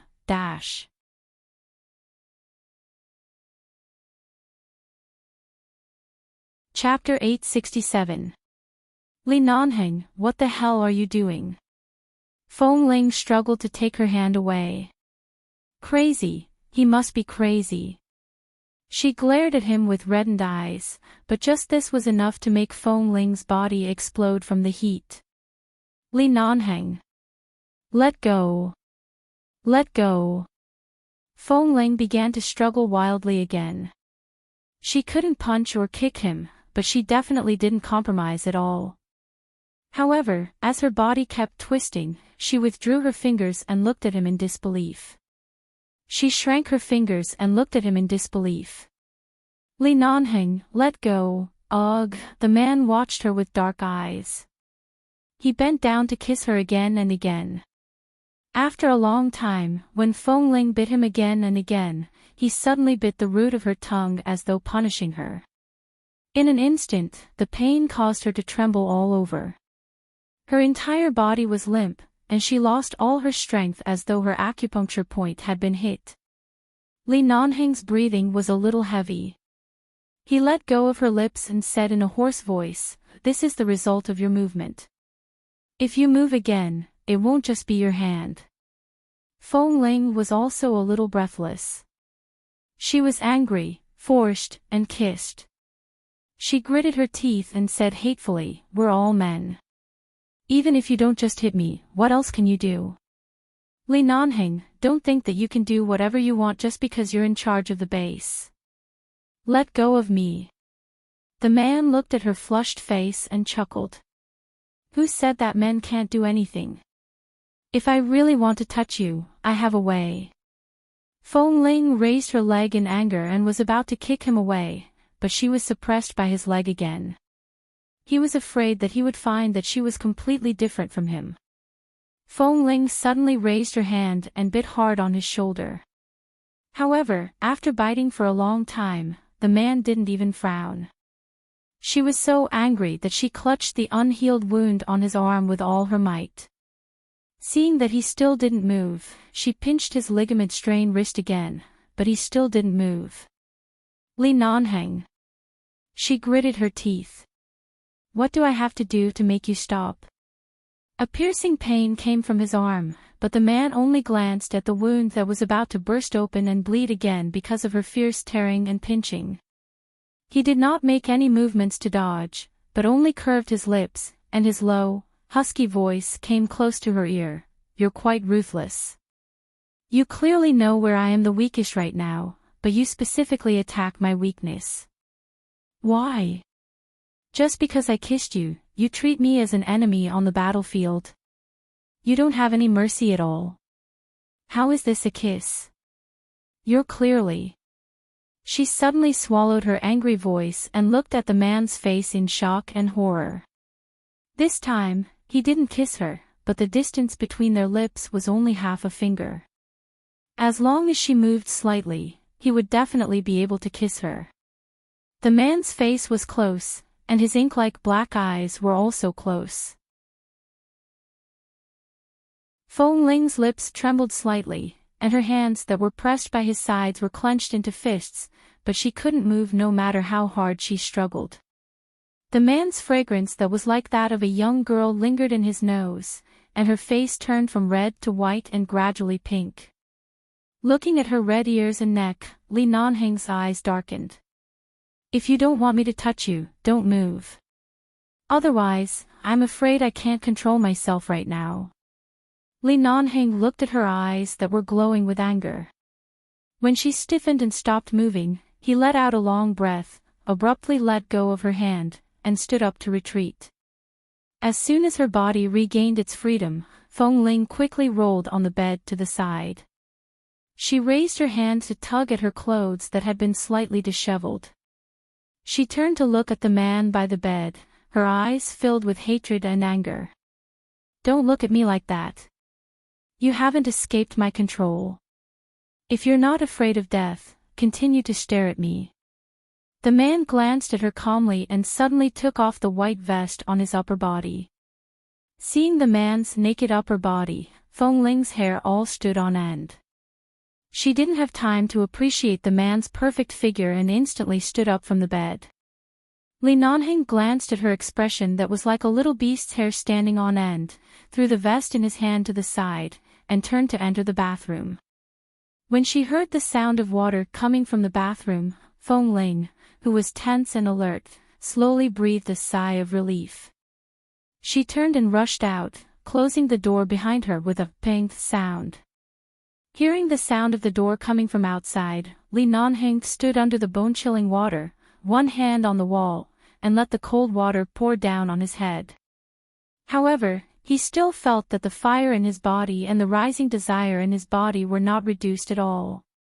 As long as he closed his eyes, he would see Feng Ling's blushing face under him, and even his neck was beautiful.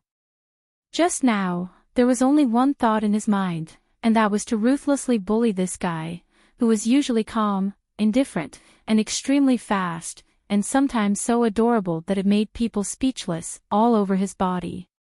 He watched as his fair little face was dyed red, as his usually calm and indifferent expression was dyed with panic because of him, and watched as he lost his cool and struggled, and even directly cried under him. Li Nanheng furrowed his brows, closed his eyes, and cursed in his heart. Fuck, why didn't he feel that he had a psychological problem in the past? No matter how he thought about it, he felt that at that moment, his mentality was almost equivalent to that of a pervert. Not to mention that Feng Ling was a man, more importantly, he was still an underage. After taking a full 10 minutes of cold water, his burning desire still did not reduce, but his body was almost frozen to the point of numbness. The man turned off the shower with one hand, picked up a towel to wrap around his lower body, and turned to leave.